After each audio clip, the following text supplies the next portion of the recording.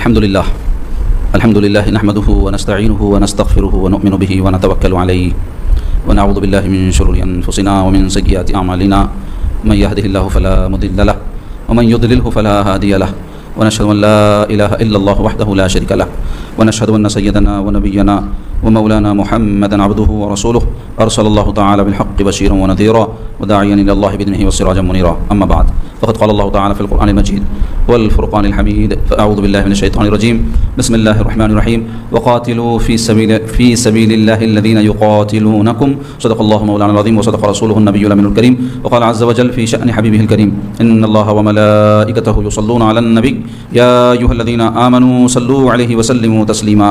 اللهم صل على سيدنا شفيعنا حبيبنا ونبينا ومولانا محمد وعلى آله وصحبه وبارك وسلم. اللهم صل وسلم وبارك على حال محمد وعلى آل محمد.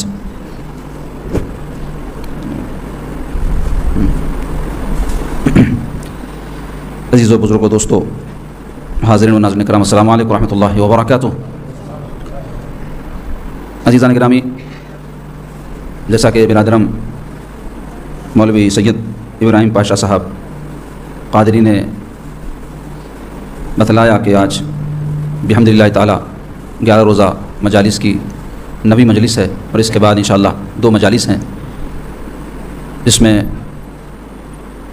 سید العربی والعجم سیدنا و مولانا محمد رسول اللہ صلی اللہ علیہ وسلم کی پاکیزہ حیات مبارکہ سیرت طیبہ سے کچھ اہم اور منتخبہ واقعات انشاءاللہ ترتیب کے ساتھ ہم آپ کے سامنے بیان کرنے کی سعادت حاصل کریں گے، اور پھر جمعرات کے دن اس سلسلہ اختتام کو پہنچے گا اور جمعہ کے دن سالانہ مجلس منعقد ہوگی.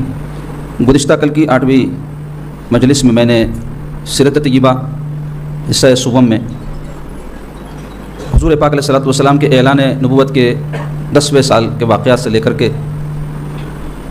حضور علیہ الصلوۃ والسلام کی مکی حیات پاک جو 53 سال پر مبنی تھی،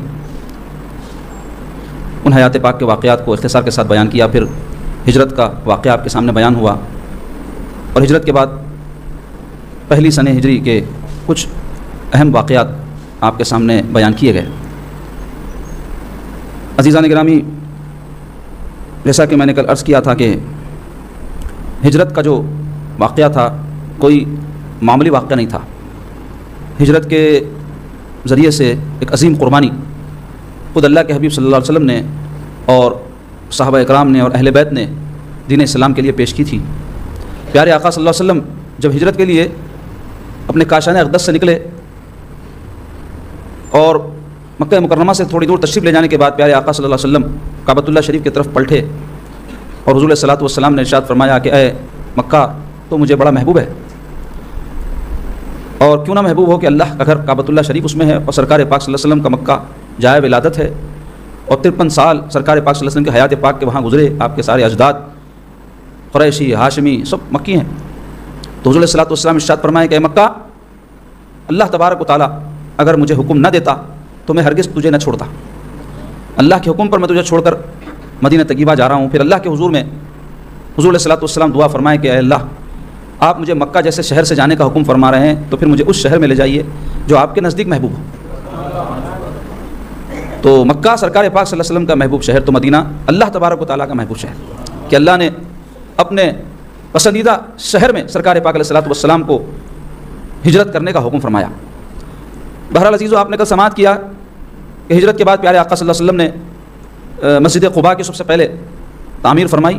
پھر وہاں سے جب شہر مدینہ پہنچے تو مسجد نبوی شریف کی تعمیر فرمائی، اور پھر دیگر واقعات بھی سنہ ہجری کے اعتبار سے پہلی ہجری کے آپ کے سامنے اختصار کے ساتھ بیان ہوئے. البتہ پہلی سنہ ہجری کے واقعات میں 2 اور اہم واقعات تھے جس کو میں مناسب خیال کرتا ہوں کہ آپ کے سامنے اختصار کے ساتھ بیان کر کے پھر آج انشاءاللہ تعالی ہم ہجرت کے 2، 3 اور 4 سال کے واقعات اختصار کے ساتھ بیان کرنے کی کوشش کریں گے.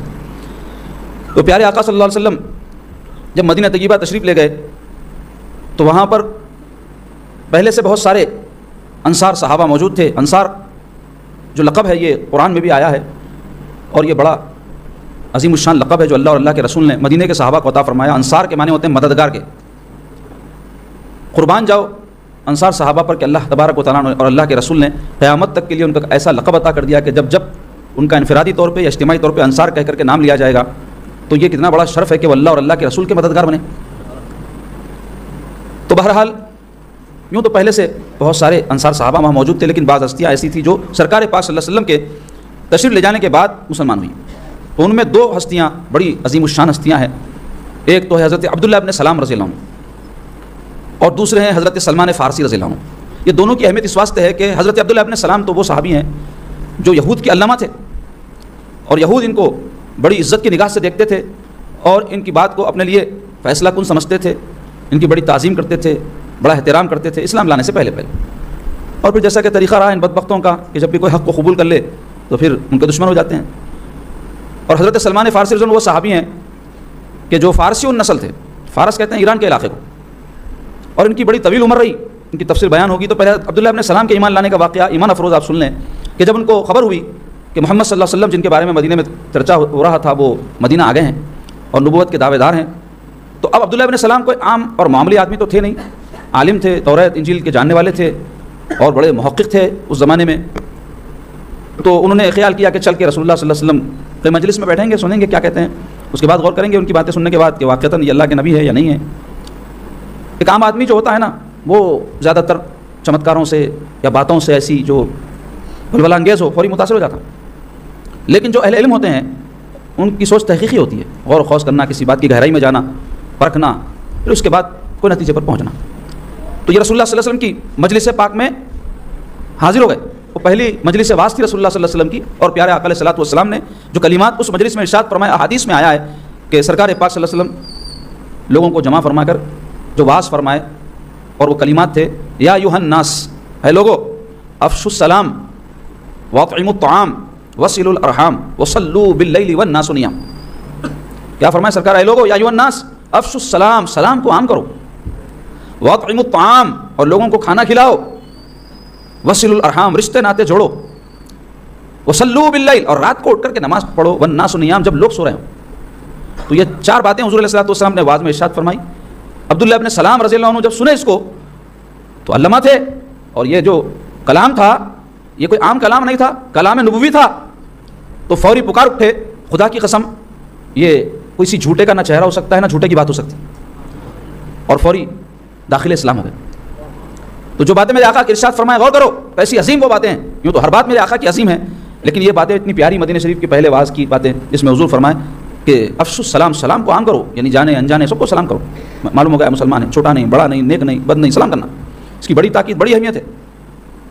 مگر دیکھنے میں یہ آتا کہ لوگ تکلف کرتے سلام کرنے میں، بعض لوگ رہتے انتظار کرتے، بعض ایسا سوچتے کہ میں بڑا ہوں چھوٹوں کو کیوں کروں، جبکہ میرے آقا علیہ الصلوۃ والسلام کسی کا انتظار نہیں فرماتے تھے. مجلس میں تشریف لے جاتے تو بآواز بلند سلام کرتے. بہرحال اس کے آداب ہیں پورے، اور سلام کی ترغیب دلائے رسول پاک صلی اللہ علیہ وسلم، اس میں بڑی بھلائیاں اور بڑی خیر ہے. اللہ تعالیٰ کا نام ہے السلام، اسی سے ہے. جب مومن کہتا ہے السلام علیکم، تم پر سلامتی ہو، تم سلامت رہو، تمہارا بھلا ہو جائے، یہ دعا ہے. اور کلمات تو پیارے آقا صلی اللہ علیہ وسلم کی عطا کرتا ہے. دلی جذبات کو بھی اس میں شامل کرنے کی ضرورت ہے کہ ہم کسی کو سلام کریں تو واقعتاً اس کی سلامتی کہ ہم تمنائی ہو، آرزومند ہو، نہ کہ ایک رسمی اور فرضی طور پہ سلام کر دیں. برکات نصیب ہو جائیں گی، ثواب مل جائے گا اور ایک سنت پر عمل ہو جائے گا، لیکن واقعتاً ہم چاہتے ہیں آپس میں ایک دوسرے سے محبت ہو، چاہت ہو، تعلق مضبوط ہو. تو اس کے لیے سلام میں جذبات شامل ہونے چاہیے، اپنی جو ہے دلی محبت کے ساتھ سلام کیا جائے. بہرحال دوسری بات کیا فرمایا سرکار؟ واطعموا الطعام، لوگوں کو کھانا کھلاؤ. اس کی ہمارے دین میں بڑی تاکید. ایک صحابی رسول اللہ صلی اللہ علیہ وسلم سے عرض کیا یا رسول اللہ اسلام میں بہت سے اعمال ہیں، مجھے کوئی بہترین عمل بتائیے. تو رسول اللہ صلی اللہ علیہ وسلم یہی فرمائے جانے انجانے کو سلام کر اور بھوکوں کو کھانا کھلا. بھوکوں کو کھانا کھلا فرمائے. تو مطلب فضیلت ہے کہ بھوکوں کو کھلائی جائے، لیکن جب بھی کوئی کھانے کا حاجت مند ہو بھوکا ہی ہوتا ہے وہ، اس کو کھلایا جا سکتا ہے. کیا مسلمان، کیا غیر مسلم، کیا کھاتا پیتا، کیا جو ہے غریب، کوئی ہو کسی کو کھلا سکتے آپ. تو اس کا اہتمام ہونا چاہیے. اور الحمدللہ خانقاہوں میں اس کا بڑا اہتمام ہوتا ہے کہ یہی رسول اللہ صلی اللہ علیہ وسلم کے حکم کی جو ہے تعمیل میں خانقاہوں میں جو ہے اطعام کا اہتمام رہتا. اس کی بڑی فضیلت ہے. رسول اللہ صلی اللہ علیہ وسلم، صحابہ اکرام، اہل بیت اطہار، اولیاء اللہ، بزرگان دین کے بے شمار اس حوالے سے واقعات اور اس کے جو ہے فضائل اور برکات ہیں. تو فرمایا اطعام، لوگوں کو کھانا کھلاؤ. اس حوالے سے ہم میں ہر کوئی یہ کام کر سکتا. لوگوں کو دسترخوان بچھا کے جمع کر کے پیٹ بھر کے کھلانا یہ ضروری نہیں ہے. رشتہ داروں میں آپ معلوم کرنا کون غریب ہے، کون مستحق ہے، خاموشی سے ان کے پاس اناج کا انتظام کر دینا، کھانے پینے کا انتظام کر دینا، ایک وقت کا صحیح، ایک دن کا صحیح، جو ہم سے ہو سکتا. تکلف نہیں کرنا، ان کا پہلے حق ہے رشتہ داروں. پھر فرمایا حضور پاک صلی اللہ علیہ وسلم نے وصلوا الارحام، رشتے ناطے جوڑو. رشتے ناطے جوڑنے کی اتنی تاکید آئی ہے. صلہ رحمی کہتے ہیں اس کو اصطلاح شریعت میں. صلہ کہتے ہیں جوڑنے کو، رحمی کہتے ہیں رشتوں کو. لیکن آپ دیکھو مسلمانوں کے اندر کتنی بری ہے خصلت پیدا ہو گئی ہے کہ رشتے ناتوں کو بات بات کے اوپر توڑ لیتے ہیں. خاص طور پہ دیکھنے میں آتا سسرالی رشتوں کے اندر بڑی ہمارے خرابی آ گئی ہے. پہلے بھی تو ساس بہو رہتے تھے بھائی، پہلے بھی نندا بھاوا جان تھے، پہلے بھی دیوران جٹانیاں تھے، اب دیکھو کوئی بھی رشتے تعلقات کے اندر آپس میں کبھی کبھار ناچاقی ہو جائے, کبھی کبھار چھوٹا موٹا کوئی اختلاف ہو جائے, یہ غیر فطری بات نہیں ہے. کبھی تو ایسا ہوتا ہے انسان کچھ اپنے آپ سے چڑھاتی نا, جھنجلا جاتا خود اپنے آپ سے, تو یہ دوسروں سے تو ناموافقت ہو جانا, کوئی بات ناپسند ہو جانا ایک فطری بات ہے, غیر فطری بات نہیں. لیکن نفرت, اناد, کینہ, یہ برا ہے, یہ بڑی بدترین خصلت. تو یہ کیوں ہوتا؟ آدمی بھولنے کے لیے تیار جب نہیں ہوتا نا, اس واسطے ہوتا. کسی سے کوئی غلطی ہو جائے جس سے ہم کو تکلیف ہو, وقتیہ تکلیف ہو, 1-2 دن تک رہے, اجازت ہے شریعت میں, لیکن اس کے بعد بھی رہے تو پھر یہ کینہ ہے اور اس کی اجازت نہیں ہے. تو 3 دن کے بعد یہ کیفیت نہ رہے تو اس کے لیے کیا کرنا پڑے گا؟ بھولنا پڑے گا. آپ کو مار لگتا, آپ چاہتے درد کم ہو جائے, آپ کو زخم لگتا, آپ چاہتے درد کم ہو جائے, آپ کو دکھ پہنچتا, آپ چاہتے درد کم ہو جائے, تو پھر یہ درد کیوں کم نہیں کر لیتے, یہ کیوں نہیں بھلا دیتے؟ کئی ایسے ہیں بھائی کے دشمن, ایسی نفرتیں نسلن بعد نسلن, بھائی سے, بھتیجوں سے, بھانجوں سے, چلی ختم ہی نہیں ہوتا, دل صاف ہی نہیں ہوتا. کب صاف ہوتا؟ دنیا سے صاف ہو جاتے, مگر صاف نہیں ہوتا. بھولنا, عفو, درگزر کرنا, معاف کرنا. رسول اللہ صلی اللہ علیہ وسلم سے ایک صحابی پوچھے, یا رسول اللہ میرا خادم گھر میں غلطیاں کرتا, میں کتنی مرتبہ معاف کروں؟ تو سرکار پاک صلی اللہ علیہ وسلم فرمایا 70 مرتبے.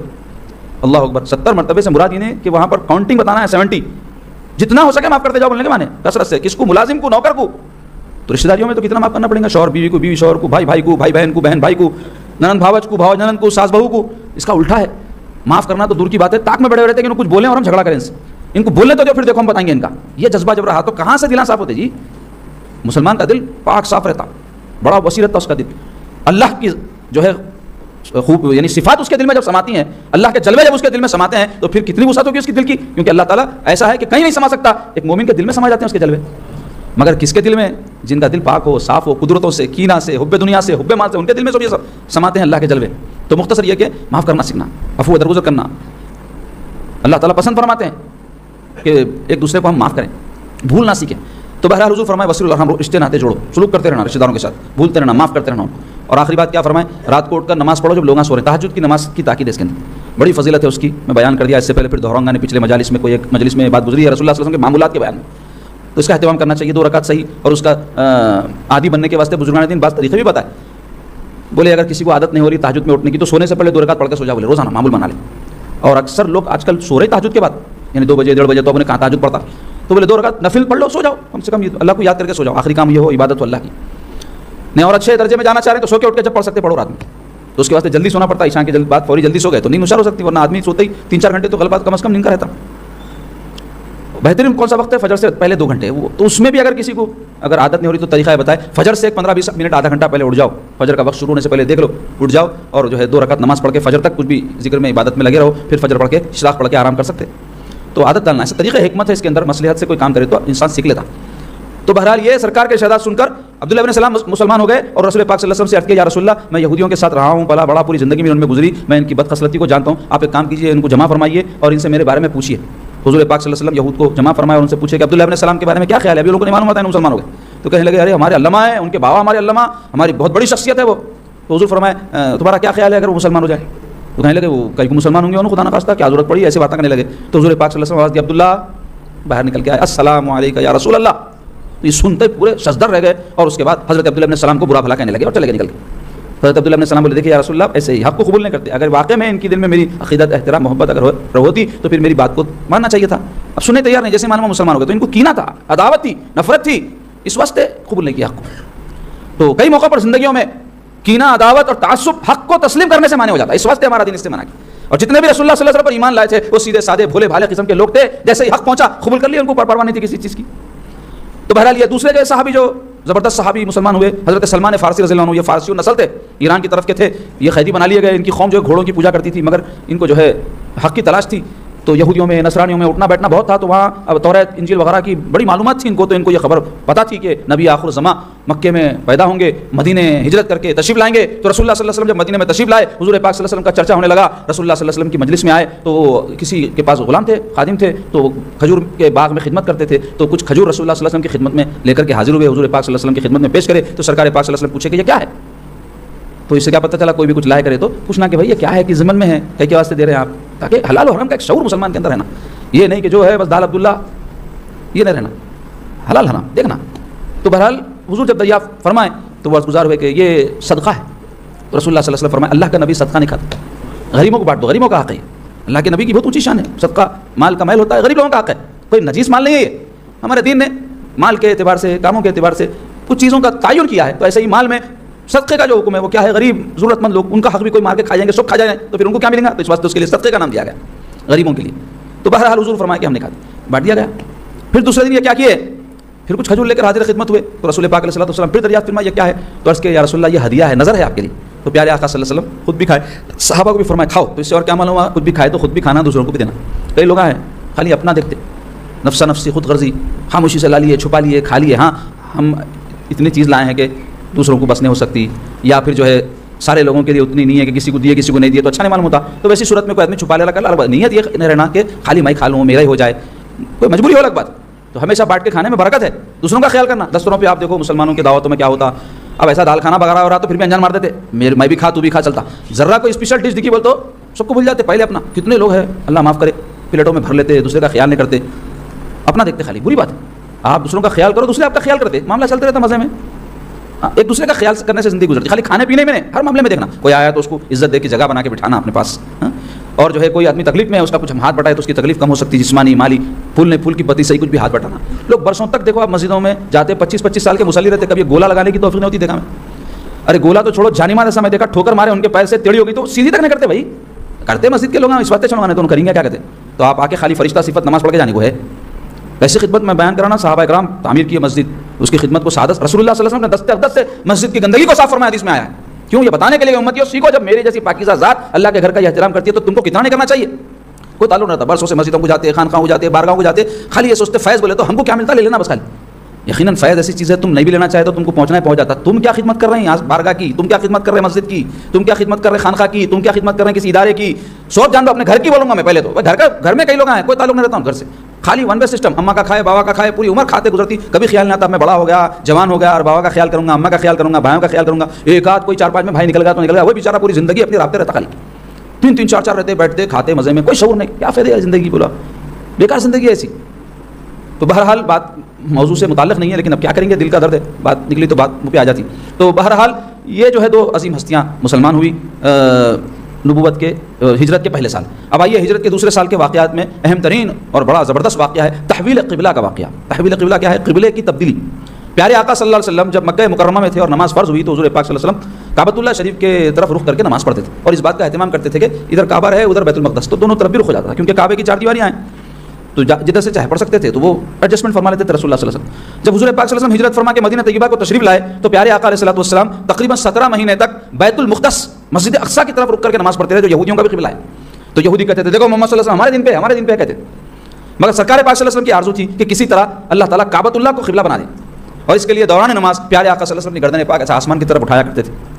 تو ایک دن قبیلہ بنو سلمہ قبیلہ ہے، رسول اللہ صلی اللہ علیہ وسلم وہاں ظہر یا عصر کی نماز باجماعت ادا فرما رہے تھے، امامت فرما رہے تھے کہ اسی دوران میں آپ پر نماز کی حالت میں وحی نازل ہوئی جس میں اللہ تعالیٰ کا حکم ہوا قد نرا تقلب وجهك في السماء فلنولينك قبلة ترضاها فولي وجهك شطر المسجد الحرام، جس میں اللہ تعالیٰ فرمایا قد نرا، یقیناً ہم دیکھ رہے ہیں.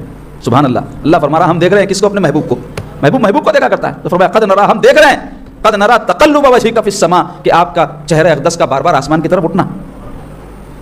کیا شان ہے ہمارے سرکار کی، اللہ تعالیٰ آپ کے جو ہے گردن پاک کو آسمان کی طرف اٹھنے کو ملاحظہ فرما رہے ہیں، اس کا قرآن میں کس انداز سے ذکر فرما رہے ہیں. قد نرا تقلب وجهك في السماء فلنولينك قبلة ترضاها، ہم ضرور اس قبلے سے راضی ہو گئے جو آپ کو پسند ہے. فولي وجهك شطر المسجد الحرام، تو حکم ہو گیا اس آیت کے ٹکڑے کے ذریعے کہ اپنے چہرے کو مسجد حرام کی طرف پھیر لیجیے. تو نماز ہی کی حالت میں پیارے آقا صلی اللہ علیہ وسلم مسجد اقصیٰ سے بیت المقدس سے خانہ کعبہ کی طرف پھر گئے، اور صحابہ کرام حضور کی اتباع میں نمازی کی حالت میں پھر گئے. سیقول السفہاء دوسرا پارہ ہے نا، اس کی جو ابتدائی آیات ہے اس کے بعد نازل ہوئی، کیونکہ یہود کہنے لگے محمد صلی اللہ علیہ وسلم کی عادت ہے بولے ہمارے ہر معاملے میں الٹا کر دیں، اور منافقین کہنے لگے یہ کیا دین ہے بولے آج ادھر قبلہ کل ادھر قبلہ، پھر پرسوں اور کچھ قبلہ پھر کچھ قبلہ، ایسا کیسا ہوتا بولے. تو اللہ تعالیٰ کیا فرما رہے ہیں اس میں آپ لوگ اٹھا کے جا کے توفیق ہوئی تو پڑھو ترجمہ. اس میں اللہ تعالیٰ فرما رہے ہیں سیقول السفہاء، بیوقوف کہیں گے، اس سے مراد یہودی. پھر منافقین کا بھی ذکر ہے. پھر آخر میں اللہ تعالیٰ یہ بات فرمائے اللہ نے قبلہ کیوں بدلا، اس کی حکمت کیا ہے. تو فرمایا اللہ تعالیٰ جان لے وَمَن يَتَّبِعُ الرَّسُولَ وَمِمَّن يَنقَلِبُ عَلَىٰ عَقِبَيْهِ، کہ کون اتباع رسول کرتا ہے اور کون الٹے پاؤں پھر جاتا ہے. اس کی ٹیسٹنگ تھی اس میں. تو یہود و منافق پھر گئے، اور جو خالص مسلمان تھے صحابہ حالت نماز میں جب انہوں نے دیکھا حضور نے بھی نہیں فرمایا قبلہ بدل گیا میرا رخ ادھر ہوا تم بھی رخ کرو، صحابہ حضور کے پیچھے نماز پڑھ رہے ہیں، حضور نماز میں جیسے ہی بیت المقدس سے خانہ کعبہ کی طرف پھرے صحابہ حالت نماز ہی میں حضور کے پیچھے آ گئے. ممن یتبع، یہ ہے اتباع، یہ ہے رسول اللہ کی محبت کہ بس حضور کو دیکھا کیسے کیا حضور نے ویسے کرنا. یہی چاہت ہے، یہی محبت ہے، یہی ایمان ہے، یہی دین ہے، یہی اسلام ہے. بہرحال یہ بڑا اہم واقعہ ہے. اور پھر جس جگہ یہ آیت نازل ہوئی تھی اور جس جگہ رسول اللہ صلی اللہ علیہ وسلم بیت المقدس سے کعبے کی طرف رخ پھیرے, اس جگہ پر بعد میں مسجد بنا دی گئی, اور اس مسجد کا نام ہے مسجد قبلتین, 2 قبلے والی مسجد. قبلتین کہتے ہیں 2 قبلوں کو, تو ایک قبلہ بیت المقدس تھا پہلے, اس کے بعد کعبۃ اللہ بنا. آج بھی الحمدللہ شاندار مسجد وہاں موجود ہے, جو حج عمرے کو جاتے زیارت کرتے ہیں اس کی, اور اس میں ایک علامت بھی اوپر لگی ہوئی ہے کہ دیکھو پہلے ادھر تھا قبلہ, اب تو جو مین قبلہ ہے اس طرف محراب بنا ہوا ہے, نماز ہوتی ہے اس کے پیچھے ہے قبلہ. تو یہ بڑا اہم اور تاریخی واقعہ ہے سیرت کے اندر. اب آئیے, جیسا کہ واقعات میں بیان ہوا کہ مسلمان جو ہے بڑے مشکل حالات میں, بڑی تکلیف اور مصیبت کے حالات کے ساتھ مکہ مکرمہ چھوڑ کر مدینہ طیبہ آئے تھے, کیونکہ کفار جینا حرام کر دیے تھے, اور ظلم و زیادتی کے جو پہاڑ ڈھائے گئے اس کو بھی اختصار کے ساتھ میں نے بیان کیا صحابہ پر, رسول اللہ صلی اللہ علیہ وسلم پر. تو اب یہ لوگ مدینہ طیبہ جب آ گئے تو کفار مکے کے خاموش نہیں بیٹھے, برابر کوشش میں لگے رہتے تھے کہ کسی طرح ان ہستیوں کو جو پیس کے رکھ دیا جائے. اور ایک مرتبہ ایک خط انہوں نے لکھا عبداللہ ابن ابی نام کا ایک شخص جو منافق اعظم تھا, اس کو حضور پاک صلی اللہ علیہ وسلم کے ہجرت فرما کے مدینہ طیبہ تشریف لانے سے پہلے مدینہ طیبہ میں سارے لوگ مل کر کے عبداللہ ابن ابی کو اپنا بادشاہ بنانے والے تھے. اس کی تاج پوشی کی پوری تیاری ہو گئی تھی کہ سرکار پاک صلی اللہ علیہ وسلم تشریف لاتے ہی سارا معاملہ الٹ گیا, اور اس کا جو بادشاہ بننے کا پروگرام تھا وہ فیل ہو گیا. تو اس کے دل میں رسول اللہ صلی اللہ علیہ وسلم کے لیے بڑا عناد اور دشمنی پیدا ہو گئی, لیکن کھل کر مخالفت احساس نہیں کرتا تھا, جانتا تھا کہ جانثار ایسے ہیں کہ گردن تن سے الگ کر دیں گے. لیکن ہمیشہ منافقت کی جو صفت ہوتی ہے وہ کیا ہوتی ہے, سامنے تو اچھا رہے اور پیچھے سے جو کام کرنا ہے کرتے رہیں. اسی لیے کوئی آدمی 2 رخا ہوتا ہے تو اس کو کہتے ہیں منافقت کر رہا ہے, حالانکہ وہ شرعی طور پہ منافق نہیں ہے, لیکن منافقت کی کوک سے جو خصلت نکلتی ہے وہ حرکت کر رہا ہے. کیا ہے, کسی کے ساتھ 2 رخا نہیں ہونا چاہیے آدمی کو, سامنے بھی محبت پیچھے بھی محبت. اب آپ بولیں گے نہیں میں 2 رخا نہیں ہوں, سامنے بھی دشمنی پیچھے بھی دشمنی, اس کی اجازت نہیں ہے. کسی سے دشمنی کرنی نہیں ہے, صرف اللہ واسطے کسی سے دشمنی ہو. باقی کوئی دنیا کی کوئی تکلیف پہنچی ہے, کوئی اختلاف ہے, کوئی نزاع ہے, تو نفرت دشمنی مسلمان نہیں کرتا. مومن ہر ایک سے محبت کرنے والا. میرے آقا نے کیا فرمایا, اس میں کوئی خیر ہی نہیں جو کسی کو چاہے نہ کوئی اس کو چاہے. آدمی ایسا بننے کی کوشش کرنا چاہیے اپنے اخلاق اپنے کردار سے کہ لوگ اس کو چاہیں, محبت کریں اس سے. ہم چاہتے صورت کی وجہ سے چاہنا, ارے بہت اچھے ہیں تمہارے سے کئی اسمارٹ ہیں, تمہاری صورت کی کیا حیثیت ہے, اور کیا لگا ہے صورت, جوانی میں اچھی دکھتی, بوڑھے ہوتے جھریاں پڑتے, اس کے بعد میں تو مٹی میں کیڑوں کے نظر ہو جاتے, کئی کی صورت لگائے. کئی چاہتے میری دولت کی وجہ سے چاہنا, کئی خاندان کی وجہ سے, یہ سب فنا ہونے والی چیزیں. اخلاق و کردار انسان کا ایسا ہے کہ مرنے تک بھی وہ ہمیشہ جوان رہتا ہے اگر اس کا کردار اچھا ہو, لوگوں کے دل میں اس کا مقام ہوتا ہے, اور چلا بھی جائے تو لوگ دعائیں دیتے ہیں اس کو. ورنہ بد کردار آدمی کے لیے تو لوگ مرنے کی دعائیں کرتے ہیں کہ اس کے عذاب سے اللہ کو نجات دے. تو اچھا بننا. تو مختصر یہ کہ کفار جو خط لکھے عبداللہ ابن ابی کو کہ دیکھو تم نے ہمارے آدمی کو معاذ اللہ حضور کی طرف اشارہ تھا اپنے پاس پناہ دے دی ہے, تم لوگ یا تو معاذ اللہ ان کو قتل کر دو یا اپنے شہر سے نکال دو, نہیں تو پھر ہم سے جنگ کے لیے تیار ہو جاؤ, بول کے وارننگ دی. تو وہ خط لے کر کے یہ منافق جو کوشش کرا کہ کوئی ایسا ماحول بنایا جائے رسول اللہ صلی اللہ علیہ وسلم کی مخالفت کا, لیکن بن نہیں سکا ماحول, کیونکہ رسول اللہ صلی اللہ علیہ وسلم کے سچے جانثاروں کے ہوتے ہوئے ایسی کوئی چیز, یعنی جس کو کہتے ہیں نا کہ تختہ الٹنا یا پھر کوئی ایسا کام کرنا جس سے کہ رسول اللہ صلی اللہ علیہ وسلم کو کوئی بڑی تکلیف پہنچے, سازش کرنا, وہ ہو نہیں سکا. تو خاموش بیٹھ گئے. پھر یہ مکے کے جو کفار ہیں ان کے پاس سے بعض لوگ آ کر کیا کرتے تھے, مدینے کے اوپر اٹیک کرتے تھے, مسلمانوں کے اونٹاں چوری کر کے لے کے چلے جانا, ان کی جو ہے جو بھی وہاں پہ کھیتی باڑی تھی اس کو نقصان پہنچا دینا. تو یہ ساری جو حرکتیں ہو رہی تھی, حالات ایسے پیدا ہو رہے تھے کہ اب تک تو مکہ مکرمہ میں جو صبر کا برداشت کرنے کا حکم اللہ تعالیٰ کی طرف سے بار بار رسول اللہ صلی اللہ علیہ وسلم کو صحابہ کا, تو اس وجہ سے وہاں پر کوئی لڑائی جھگڑے کی دو بدو نوبت نہیں آئی تھی. لیکن اب مدینہ شریف میں پہنچنے کے بعد چونکہ مسلمانوں کو ایک پناہ گاہ مل گئی تھی اور ان کا ایک اجتماع ہو گیا تھا اور ایک جماعت بن چکی تھی اور رسول اللہ صلی اللہ علیہ وسلم ان کے قائد تھے, تو اب حالات بدل چکے تھے اور ان لوگوں کی سرکوبی ضروری تھی اور اعلاء کلمت اللہ, اللہ کے کلمے کو, اللہ کے نام کو بلند کرنے کے لیے کوشش کی ضرورت تھی. دعوت و تبلیغ کو وسعت دینے کی ضرورت تھی. ان کے پیارے آقا صلی اللہ علیہ وسلم ساری انسانیت کے لیے رسول بنا کر بھیجے گئے تھے, سارے جو ہے دنیا اور سارے عالم کے لیے رسول بنا کر بھیجے گئے تھے. آپ کی رسالت مکہ اور مدینہ تک تو محدود تھی نہیں, تو اس کو وسعت دینی تھی. تو اس کے لیے رسول اللہ صلی اللہ علیہ وسلم حکمت عملی اختیار فرما رہے تھے کہ اللہ تبارک و تعالیٰ کی طرف سے جہاد کرنے کا حکم آیا. علماء کہتے ہیں آیت مبارکہ اذن للذین یقاتلونہم بانہم ظلموا وان اللہ علی نصرہم لقدیر, یہ آیت کے ذریعے جہاد فرض کی گئی, جس کے معنی ہے اذن دیا جاتا ہے, اجازت دی جاتی ہے. اذن ان لوگوں کو, کس کو, یقاتلون کہ جو جہاد کریں لڑیں, بانہم ظلموا کہ ان پر ظلم کیا گیا ہے, ان کو ستایا گیا ہے, وان اللہ علی نصرہم لقدیر کہ بے شک اللہ تعالیٰ ان کی مدد پر قدرت رکھتا ہے, یعنی اللہ ان کی مدد فرمائے گا. اس بات کی شیورٹی اللہ تعالیٰ کی طرف سے آیت میں دی گئی. بعض علماء کہتے ہیں دوسری اور ایک آیت ہے وقاتلوا فی سبیل اللہ الذین یقاتلونکم, اور لڑو ان سے جو تم سے لڑتے ہیں, لڑو ان سے اللہ کی راہ میں جو تم سے لڑتے ہیں. اس آیت پاک کے ذریعے سے حکم دیا گیا. بہرحال کوئی بھی آیت تو حکم آ گیا تو اب لڑائیوں کا سلسلہ شروع ہوا. تو اس کے لیے رسول اللہ صلی اللہ علیہ وسلم نے جو حکمت عملی قائم فرمائی اس کو بڑی تفصیل سے بہت سے علماء نے لکھا ہے. اس میں سے ایک طریقہ کار رسول اللہ صلی اللہ علیہ وسلم نے اختیار فرمایا کہ صحابہ کرام کے چھوٹے چھوٹے جتھے بناتے تھے رسول اللہ صلی اللہ علیہ وسلم اور ان کو اطراف اکناف کے علاقوں میں بھجواتے تھے, تاکہ جو ہے کفار کے جو قافلے گزرتے تھے وہاں سے مکہ مکرمہ سے شام کی طرف تجارت تھی ان کی, اور ملک شام جانے کے لیے مدینہ کے راستے سے ہو کر گزرنا پڑتا تھا, بغیر مدینہ کو پار کیے نہیں گزر سکتے تھے. تو ان کو وہاں سے گزرنا ہے. اور مکے کی ساری معیشت ڈیپینڈ کرتی تھی بزنس پر, جو شام سے کرتے تھے وہ لوگ, بڑا بزنس ان کا شام سے تھا, دوسرا یمن کی طرف. تو رسول اللہ صلی اللہ علیہ وسلم نے ان کی معیشت کو نقصان پہنچانا ضروری سمجھا, کیونکہ جو یہ مغرور ہوتے ہیں اپنی دولت کی وجہ سے ہوتے ہیں, اور ان کی دولت جو ہے اگر ان کے پاس چھین جائے تو پھر ان کی حیثیت ہی کیا ہے. تو ایک طریقہ کار یہ دوسرے رسول اللہ صلی اللہ علیہ وسلم اطراف و اکناف کے خبیروں سے چاہتے تھے کہ کچھ ٹریٹیز کر لیں، کچھ صلح نامے کر لیں، تاکہ اطراف کے علاقے کے لوگوں سے کوئی خطرہ مدینے کے لوگوں کو نہ رہے، اور پھر ضرورت پڑنے پر یہ لوگ کافروں کی مدد نہ کریں آگے چل کر کے. تو ایسی بہت بڑی زبردست حکمت رسول اللہ صلی اللہ علیہ وسلم نے اختیار فرمائی، اور اس کے لیے جو لڑائیوں کا سلسلہ شروع ہوا تو اس میں 2 قسم کی لڑائیاں ہوئی. اور ایک لڑائی جس میں رسول اللہ صلی اللہ علیہ وسلم تشریف لے جاتے تھے، صحابہ کو روانہ فرماتے تھے، کسی نہ کسی ایک صحابی کو ذمہ دار بنا کر کے، لشکر کا امیر بنا کر کے، 25 30 50 جیسی ضرورت ہوتی مہاجر صحابہ اکرام کو، تو ویسے جو جدے جایا کرتے تھے، ویسے جو لشکر جایا کرتے تھے، اور وہ جو لڑائیاں ہوتی تھی اس کو کہتے تھے سریہ. اس کی جمع ہے سرایا، سریہ. اور کئی موقع ایسے آئے جس میں رسول اللہ صلی اللہ علیہ وسلم بنفس نفیس تشریف لے گئے جنگ کے لیے، دشمن کی سرکوبی کے لیے صحابہ اکرام کو لے کر کے، لشکر لے کر کے سرکار تشریف لے جاتے تھے. اور ایسی جنگوں کو، ایسی لڑائیوں کو سیرت نگار کہتے ہیں غزوہ، جس میں رسول اللہ صلی اللہ علیہ وسلم خود شریک ہوئے، اور جمع اس کی غزوات ہے. تو کتنے سریے، کتنے غزوے رسول اللہ صلی اللہ علیہ وسلم کے زمانے مبارکہ میں لڑے، جتنے سے لڑے گئے. بنیادی بات یہ کہ مدینے میں لڑے گئے، مکے میں کوئی سریہ ہے نہ کوئی غزوہ، کہ حکم جہاد ہی نہیں ہے. حکم جہاد تو یہاں آیا مدینے میں، تو آپ وہیں پر لگے. اور یہ 10 سالہ عرصہ ہے. یہ 10 سالہ عرصے میں آپ تعداد سنیں گے تو حیران رہ جائیں گے کہ میرے آقا علیہ الصلوۃ والسلام کی حیات پاک میں اللہ نے کیسی برکت رکھی تھی، اور کیسی متحرک سرکار پاک صلی اللہ علیہ وسلم کی ذات گرامی تھی کہ شادی ایک عمر میں بچی کی 2 3 کی کر لیے تو بہت بڑا کارنامہ کر لیے، 500 1000 آدمی کی دعوت کر لیے. تو ہم سمجھتے جنگ جو ہوتی ہے کوئی معمولی بات نہیں ہوتی، بہت بڑی بات ہوتی ہے. جنگ معمولی مسئلہ نہیں ہوتا. تو رسول اللہ صلی اللہ علیہ وسلم کے 10 سالہ مدنی زندگی میں 19 غزوات ہوئے. کتنے؟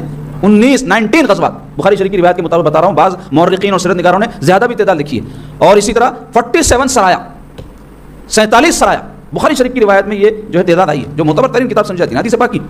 تو آپ اندازہ لگائیے 19 غزوات، 47 سرایا. تو ایسا تو نہیں تھا کہ ہر سریہ مدینے کے بازو ہو رہا، ہر سریہ گلی میں ہو جا رہا، وہاں ہو جا رہا. یہ پورے اطراف میں، حجاز میں، اور آپ کے جتنے بھی جو ہے نجد کے علاقے ہیں، بہت بڑا علاقہ ہے. اور پھر وہ کیسی سرزمین ہے، پتھریلی، ریتیلی، سخت گرمی والی. اور اس زمانے میں نہ کوئی بڑی بڑی سواریاں ہیں، اور نہ کوئی بختر بند گاڑیاں ہیں، اور نہ کوئی ایسے جنگی ساز و سامان ہے جس کا آپ آج کے دور میں دیکھتے ہیں تصور بھی نہیں کیا جا سکتا. ویسے وقت میں میرے پیارے آقا علیہ الصلوۃ والسلام نے دین اسلام کے غلبے کے لیے، دین اسلام کے استحکام کے لیے، اعلاء کلمت اللہ کے لیے کیسی محنتیں اٹھائی، کیسی مشقتیں اٹھائی. آپ غور کیجیے. آج کیا کرتے ہیں، خالی نکل کے مسجد کو جاؤ بولے تو ڈلڈل ہو جاتے کئی جنے. ذرا دھوپ تیز ہونے دو کیا اثر ہوتا، ذرا بارش ہونے دو کیا اثر ہوتا. عبادت کے لیے کہہ رہا ہوں جو فرض ہے، جنگ کے لیے نہیں. جنگ تو چھوڑ دو. ذرا کوئی دین کی خدمت کی بات آئی تو کتنے میدان میں ٹکتے. آپ دیکھ لو کبھی موقع آیا تو. جنگ تو جان دینے کی بات ہے، تبلیغ کی، دعوت کی، لوگوں کو کسی دوست کو لا لینا گاڑی پہ بٹھا کے، چلو باز میں چلو، چلو ذکر میں چلو، چلو فلاں مجلس میں چلو. کتنے لوگ 1 2 4 کو پکڑ کے لے جاتے، کرتے ایسا، ترغیب دلاتے، 2 بول زبان سے نکالتے ہیں.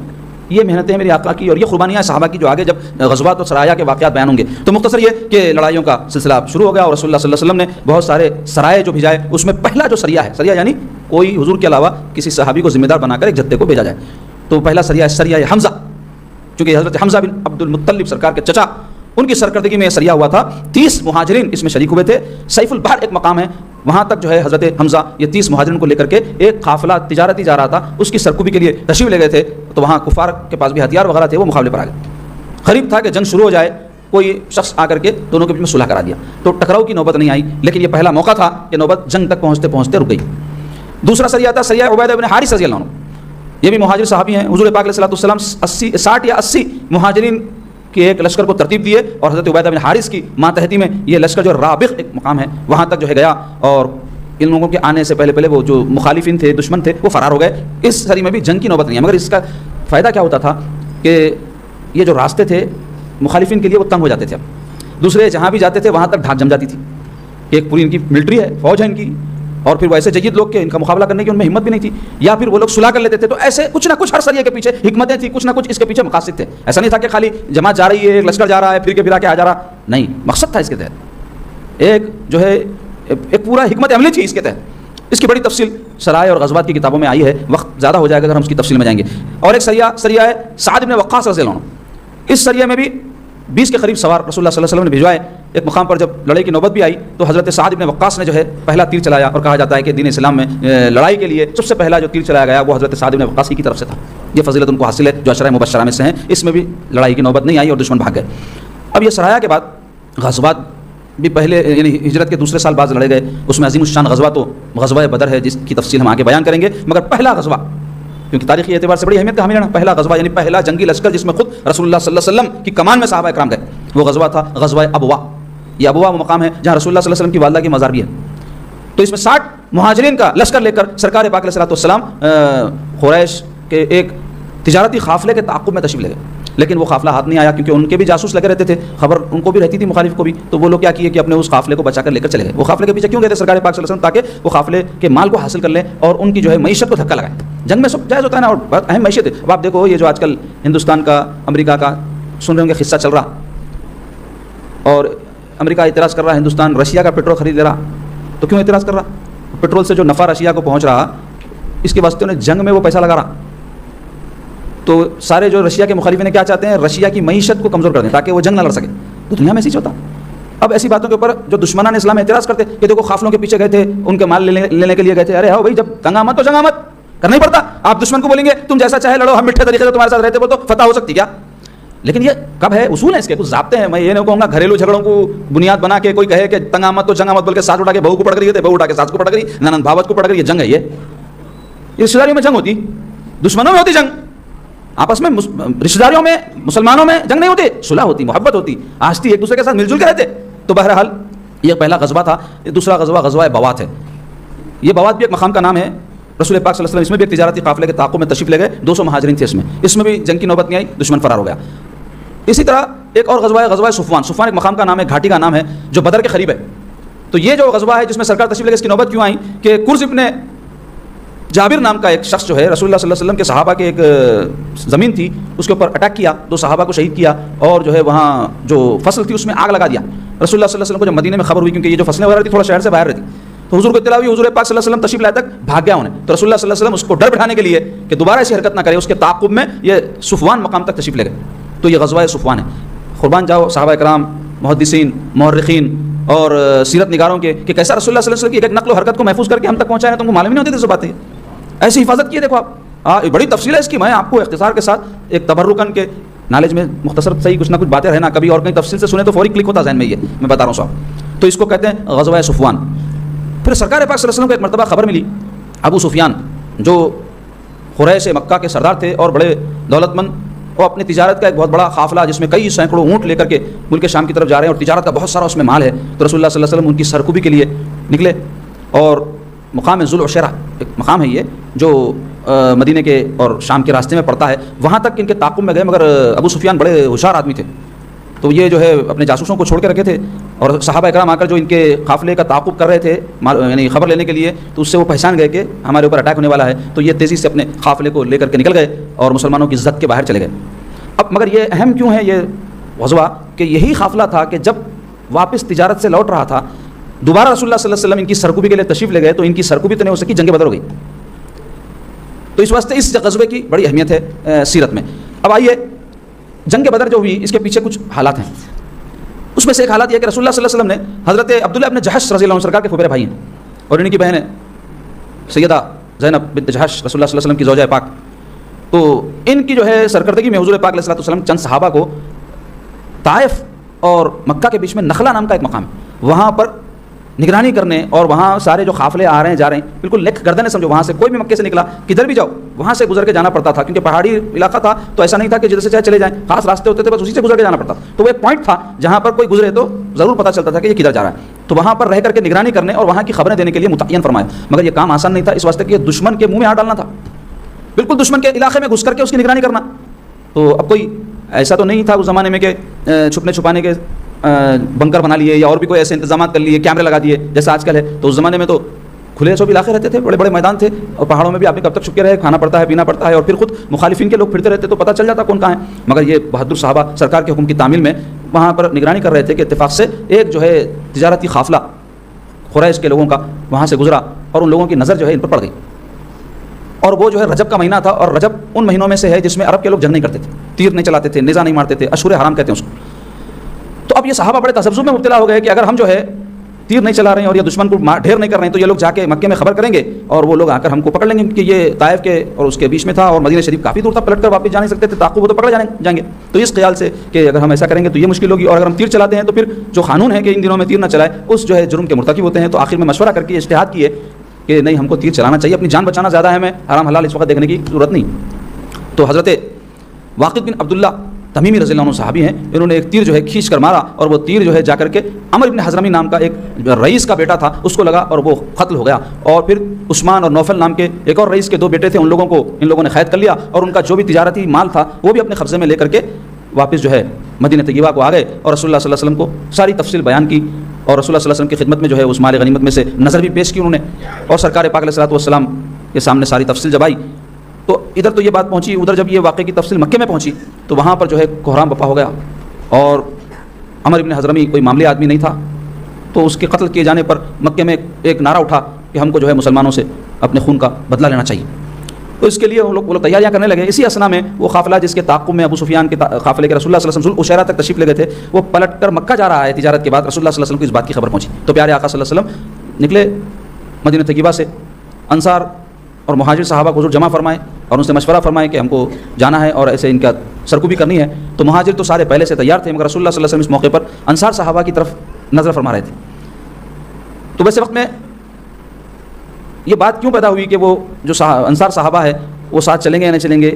مسئلہ اٹھایا کیونکہ اس حضور پاک صلی اللہ علیہ وسلم کی ہجرت فرمانے سے پہلے انصار صحابہ نے حضور سے یہ عہد و پیمان کیا تھا کہ حضور پاک صلی اللہ علیہ وسلم مدینہ طیبہ اگر تشریف لائیں اور مدینہ میں رہیں اور کوئی قریش کے لوگ مدینہ پر اٹیک کریں تو ہم حضور کی حفاظت کریں گے. یہ معاہدہ نہیں تھا رسول اللہ صلی اللہ علیہ وسلم سے ان کا کہ وہ حضور کے ساتھ جنگ کے لیے حضور جہاں تشریف لے جائیں وہاں جائیں گے. تو اس وجہ سے جو ہے سرکار کو ایسا خیال پیدا ہوا کہ ان سے تو یہ معاہدہ نہیں ہے، یہ چلنے کے لیے راضی ہوں گے یا نہیں ہوں گے.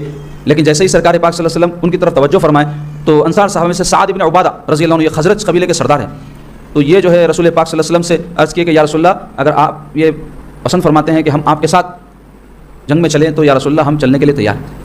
نہ صرف چلنے کے لیے تیار ہیں میرے آقا، اگر آپ ہم کو حکم دیں گے سمندر میں گھوڑے اتار دو تو ہم سمندر میں گھوڑے اتارنے کے لیے تیار ہیں. یہ کسی پر جانثاری اور وارفتگی کے اظہار کے لیے ایسی بات کی جاتی تھی تو انہوں نے وہ اپنی محبت کا اظہار کیا. اور پھر حضرت مقداد ابن اسود رضی اللہ عنہ صحابی اٹھے، یہ بھی انصاری، یہ کہنے لگے یا رسول اللہ ہم قوم موسیٰ کی طرح نہیں ہیں. قرآن میں ذکر آیا ہے کہ جب حضرت موسیٰ جہاد کے لیے ان کو ترغیب دلائے تو کہنے لگے موسیٰ ہم سے لڑنا جھگڑنا نہیں ہوتا، آپ اور آپ کا خدا جا کے لڑ لو بولے تھے. قرآن میں آیا معاذ اللہ. تو خالی انہوں نے اچھائی کے ساتھی تھے. ایسے دنیا میں ہم کو بہت سے لوگ ملتے نہیں، ہمارے اچھائی کے ساتھی رہتے، تکلیف میں فرار. تو حضرت مقداد کہنے لگے یا رسول اللہ ہم قوم موسیٰ کی طرح نہیں ہیں اور ہمارا جواب ان کی طرح نہیں ہے. ہمارا جواب یہ ہے کہ یا رسول اللہ ہم سب کچھ آپ پہ قربان کرنے کے لیے تیار ہیں، ہم آپ کے آگے سے لڑیں گے، پیچھے سے لڑیں گے، دائیں سے لڑیں گے، بائیں سے لڑیں گے. تو سرکار پاک صلی اللہ علیہ وسلم اس پر بہت خوش ہوئے اور انصار مدینہ کے لیے رسول اللہ صلی اللہ علیہ وسلم نے بہت ساری دعائیں فرمائی اس موقع پر. اب رسول پاک صلی اللہ علیہ وسلم نے صاف طور پہ انصار و مہاجر صحابہ سے فرما دیا کہ دیکھو ہم تو جا رہے ہیں اس قافلے کے پیچھے، لیکن ممکن ہے کہ ہم کو بجائے قافلے کے لشکر کا بھی سامنا کرنا پڑ جائے. قافلہ تو کہتے ہیں کوئی ایک عام سفر کرنے والی جماعت کو، لیکن لشکر کہتے ہیں فوجی جماعت کو. تو رسول اللہ صلی اللہ علیہ وسلم فرمایا ممکن ہے کہ بچاؤ کے لیے مکے سے لوگ آ جائیں اور جنگ کی نوبت آ جائے. تو حضور علیہ الصلوۃ والسلام نے پہلے سے ان کی ذہن سازی فرما دی تھی.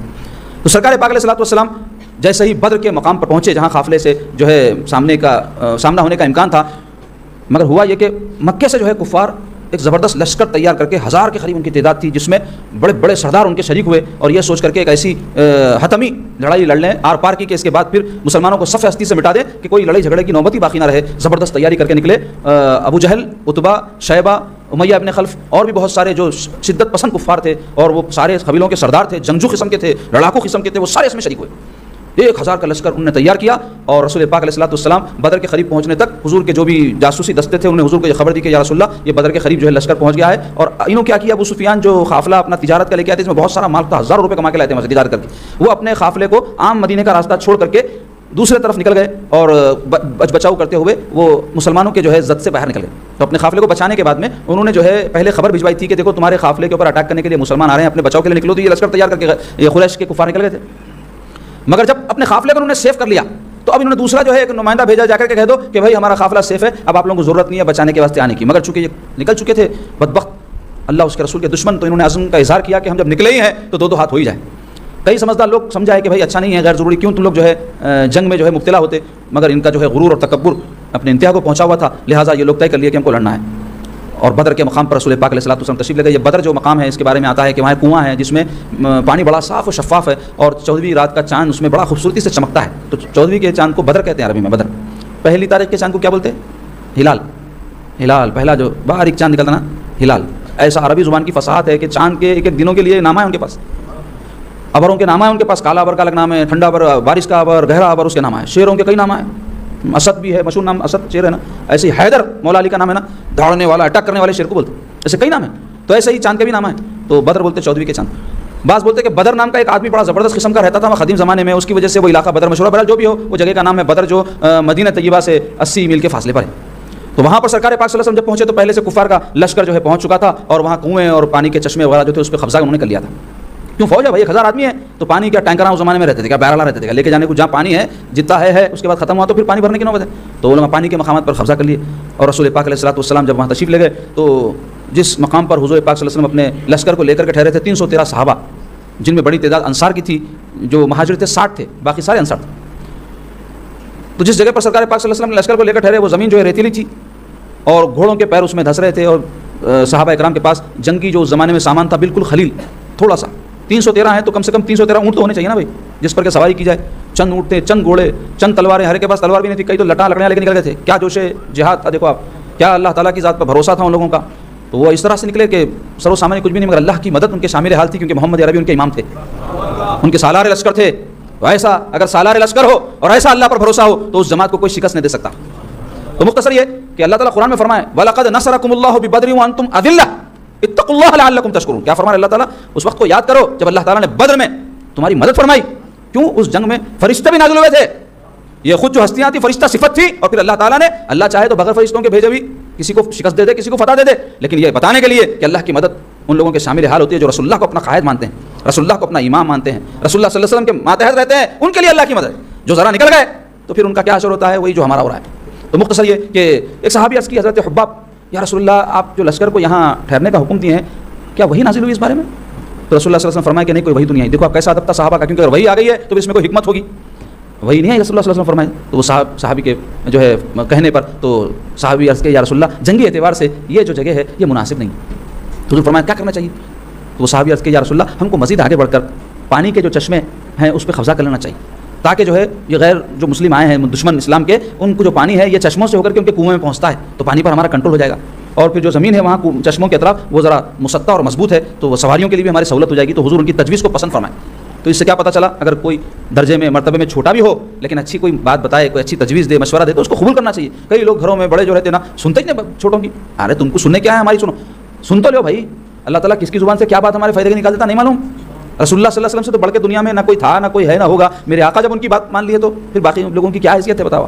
تو سننا کسی کی سننے میں کوئی حرج نہیں، پھر غور بھی کرنا کہ یہ بات واقعتاً قابل قبول ہے، ہماری بات سے بہتر ہے تو اس کو ایکسیپٹ کر لینا چاہیے. یہی سمجھداری ہے. تو بہرحال ان کے مشورے پر سرکار عمل فرمائے اور اتفاق سے اللہ تعالیٰ کی طرف سے بارش بھی برس گئی جس سے کیا ہو گیا وہ ساری جو ریتیلی زمین تھی وہ دب گئی اور مسلمانوں کے لیے ایک زبردست میدان تیار ہو گیا. اب واقعات کی بڑی تفصیل ہے اس حوالے سے بدر کے، لیکن تبرکاً اور مختصراً میں آپ کے سامنے بدر کی جنگ کے حالات بیان کروں گا. جنگ شروع ہونے سے پہلے احادیث میں بھی آیا ہے، تاریخ اور سیرت کی کتابوں میں آیا ہے کہ رسول اللہ صلی اللہ علیہ وسلم کے لیے ایک عریشہ بولے تو جھوپڑ کا انداز بنا دیا گیا، یعنی کمانڈ سینٹر سمجھ لو آپ، کمانڈ سینٹر. رسول اللہ صلی اللہ علیہ وسلم اس میں تشریف فرما ہوئے تو وہاں رسول اللہ صلی اللہ علیہ وسلم کا معمول پاک یہ رہا کہ آپ اللہ تعالیٰ کی عبادت کرتے رہے، سجدہ ریز رہے، دعائیں مانگتے رہے اللہ تعالیٰ سے.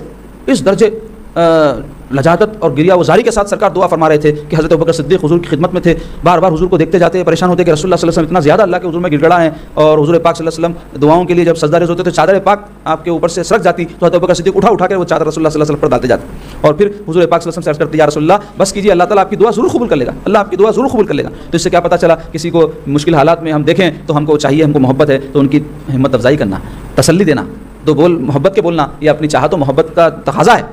تو مختصر یہ کہ جب صبح ہوئی تو سرکار پاک علیہ الصلوۃ والسلام پھر اللہ کے حضور میں دست بدعا ہوئی. تو اور ایک کام کو صبح اس سے پتہ چل رہا مشکل حالات جب انسان پر آئے زندگی میں تو وہ اسباب کے اختیار کرنے کے علاوہ اللہ سے بھی رجوع ہو جائے، گر گڑائے اللہ کے حضور میں دعائیں مانگے، کیونکہ جب تک اللہ کی مدد جو ہے شامل حال نہیں ہوگی معاملات نہیں سمجھ سکتے.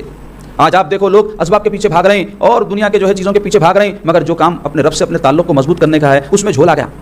پہلے لوگ تہجد پڑھتے تھے، پریشانی آئے تو عام طور پہ پڑھتے تھے، نہیں عام طور پہ نہیں بھی پڑھے روزانہ تو خاص موقعوں پر تو بھی پڑھ لیتے تھے، کوئی پریشانی آ گئی تو تہجد کو اٹھ جاتے تھے، وظائف پڑھتے تھے، آیت کریمہ کے گھروں میں دستراں ہوتے تھے، ذکر کیا جاتا تھا، صدقات خیرات ہوتے. آج کچھ بھی نہیں، کیا بھی نہیں، خالی ایک دوسرے کو مورد الزام دھرنا، تمہاری وجہ سے ہوا، ان کی وجہ سے ہوا، ان کی وجہ سے ہوا، انہوں جادی کرا دی، انہوں ٹونا کرا دیا، انہوں کرا دیا، ایسے ہر ایک کو آپ جو ہے ملامت کرنا اور ان کے اندر عیبہ نکالنا، یہ ہماری عادت بن گئی ہے. جبکہ ہونا کیا چاہیے، ایسے حالات آئے تو استغفار کرنا کہ اللہ کیا مشکل جو پڑی ہے آ کے میری غلطی تھی، کیا ہوا جو میں نے کیا جس کی وجہ سے ایسے حالات پیدا ہوئے، میں توبہ کرتا ہوں، پھر دعائیں کرنا کہ اللہ ہماری اس پریشانی کو دور فرما. یہ معمول ایک مسلمان کا ہونا چاہیے، یہ اسوہ رسول اللہ سے ہم کو پتہ چلتا ہے. تو بہرحال جب صبح ہوئی تو پیارے آقا صلی اللہ علیہ وسلم صحابہ کے صفوں کو درست فرمائے. تو اس سے اور ایک بات پتہ چلی کہ ڈسپلن ضروری ہے ہر کام میں، بغیر ڈسپلن کے زندگی اگر کوئی گزارتا ہے تو اس کی زندگی ناکامی کے راستے پر چل پڑتی ہے. یہ بات بھی میں کیوں کہہ رہا ہوں، مسلمانوں میں بڑی تعداد ایسی ہے جو ڈسپلن پہ زندگی نہیں گزارتی، کب صبح ہو جا رہی کب شام ہو جا رہی، کب کیا ہو جا رہا پتہ ہی نہیں رہتا ان کو، نہ کوئی زندگی میں تنظیم رہتی، نہ کوئی پلاننگ رہتی، نہ کوئی جو ہے طریقہ کار رہتا کہ زندگی کے معاملات کو کیسے چلانا ہے، کب اٹھنا ہے، کب سونا ہے، کب کھانا ہے، کب کاروبار کرنا ہے، کب اچھا کب برا، کچھ بھی نہیں. صبح ہوتی ہے، شام ہوتی ہے، عمر یوں ہی تمام ہوتی ہے. ایسا نہیں ہوتی زندگی. اللہ نے یہ دنیا جو بنائی ہے قانون کے تحت کام کر رہی ہے. تو اگر آپ چاہتے ہیں کہ آپ کامیاب ہو تو پھر آپ کو بھی زندگی میں اپنے کچھ قوانین نافذ کرنا پڑے گا. ڈسپلن، سونے کا وقت مقرر، کھانے کا وقت مقرر، کاموں کے وقت مقرر. کئی لوگوں کو میں دیکھا ٹائم دیے 2 بجے آ جاؤ، 3 ساڑھے 3 بجے آتے، آنے کے بعد میں بولے کیا ہے بتاؤ، ذرا دیر ہو گئی، 1.5 گھنٹہ ذرا ہے ان کے پاس. تو زندگی کتنی ہوگی اندازہ لگاؤ، یوں ہی ختم زندگی. کیونکہ پوری زندگی بھی ان کے پاس تھوڑا ذرہ زیادہ ہے، ایسا بولتے.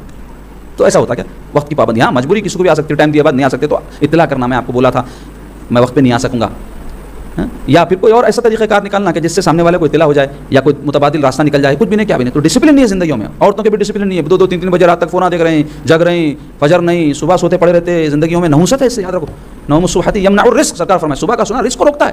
صبح کے وقت میں بڑی برکت ہے. اٹھو، پھر اگر تم کو تھک گئے آرام کرنا ہے کر لو. کئی مائیں بچوں کے اسکولوں کو بھیجنا، کالجوں کو بھیجنا، جلدی اٹھ جانا پڑتا، آرام کر سکتے. ایسا بھی نہیں. کئی گھروں میں بچیاں آرام کرے تو مائیں ان کے ساتھ ظلم کرتے، سوتے پڑے رہتے. بولتے سمجھنا انہیں بھی انسان ہے، انہیں بھی محنت کری ہے، اٹھی ہے، تو تم خود خیال کرنا. تم خیال کرنے بھی خیال کرتے. محبت 2 طرفہ ہوتی ہے، ایک طرفہ نہیں ہوتی. ایک طرفہ تھوڑے دن تک چلتی، اس کے بعد میں نہیں چلتی، اس کے بعد تعلقات خراب ہو جاتے. 2 طرفہ رہنا. کوئی ہم کو محبت سے پیش آیا، ہم اس سے زیادہ محبت کر کے دکھانا اس. تو بہرحال رسول پاک علیہ الصلوۃ والسلام صفوں کو درست فرمائے. ایک صحابی حضرت اسود رضی اللہ عنہ ذرا آگے نکل گئے تھے، اور ذرا خوش طبعی کی طبیعت تھی ان کی، ہنسی مذاق قسم کے تھے ان. تو ویسے موقع پر بھی جنگ کا موقع بڑا سنجیدگی کا موقع ہوتا ہے نا بھائی. لڑائی جھگڑا ہے، جان لینے کا نوبت ہے. انہوں ہنسی مذاق کر رہے تھے. رسول اللہ صلی اللہ علیہ وسلم چھڑی سے ٹوکا دیے، بولے کیا کر رہی ہے. تو سمجھ تو گئے. اس کے بعد بولے یا رسول اللہ آپ میرے کو پیٹ پہ مار دیے، میرے کپڑے نہیں ہیں. کپڑے تک نہیں تھے بعض صحابہ کے پاس، یعنی کپڑے بولے تو پورا ڈریس نہیں، چادر وادر رہتی تھی. باضابطہ کپڑے پہننے کو بھی نہیں تھے. ویسی غربت اور تکلیف اور مشقت کی زندگی تھی، ایسی قربانیاں دیکھو. تو بہرحال حضور پاک صلی اللہ علیہ وسلم یا رسول اللہ مجھے قصاص دیجیے. قصاص بول تو بدلا ہونا. تو حضور پاک صلی اللہ علیہ وسلم فرمایا آؤ قصاص لے لو. کہ اپنا کرتا مبارک اٹھاتے ہیں، بھاگتے ہوئے جا کے حضور کو لپٹ گئے اور پیٹے مبارک کو چومنے لگے. تو حضور فرمایا یہ کیا کر رہے ہیں، یہ کیا کر رہے ہیں. تو بولے یا رسول اللہ میرے کو معلوم ہے یہ آخری وقت میرا، ہو سکتا ہے میں جنگ میں شہید ہو جاؤں، تو میں چاہتا ہوں مرنے سے پہلے میں آپ کے جسم اندر کو چوم لوں. یہ وارفتگی تھی صحابہ کرام کی، یہ محبت کے اظہار کا طریقہ تھا. کون سکھائے تھے بولو، کون سی کتاب میں تھا. کہاں فتوا پوچھے لوگا جا کے، لوگ بولتے نا فتوا کہاں ہے، حدیث میں کہاں ہے، قرآن میں کہاں ہے. حدیث میں ہے. عقیدت و محبت کے اظہار کے طریقے آدمی اپنے عقیدے کی درستگی کے ساتھ دیکھا تو سمجھ میں آتا. عقیدہ خراب کر لیے تو ہر ایک کے اندر فالٹا نکالنے کو موقع ملتا، زندگی پوری فالٹا نکالنے میں گزر جاتی. بہرحال جب جنگ کا سلسلہ شروع ہوا تو سب سے پہلے جو ہے قریش کے کفاروں کی طرف سے عمر بن حضرمی کا جو بھائی تھا وہ آگے بڑھا، کیونکہ عمر بن حضرمی کے خون کا بدلہ لینا تھا تو انہیں سب سے پیش تھا. اور کافروں کی طرف سے عتبہ بن ربیعہ نام کا شخص ان کا قافلہ سالار تھا، سالار قافلہ تھا. تو بہرحال وہ عمر کا بھائی آگے بڑھا اور اپنے مقابل والے کو للکارا. تو حضرت سیدنا عمر فاروق کے غلام تھے، محجہ ان کا نام تھا، وہ آگے بڑھے اور جب جنگ ہوئی تو وہ شہید کر دیے گئے. پھر کافر تیر برسائے تو حضرت حارثہ نام کے ایک صحابی ان کے تیروں سے شہید ہو گئے.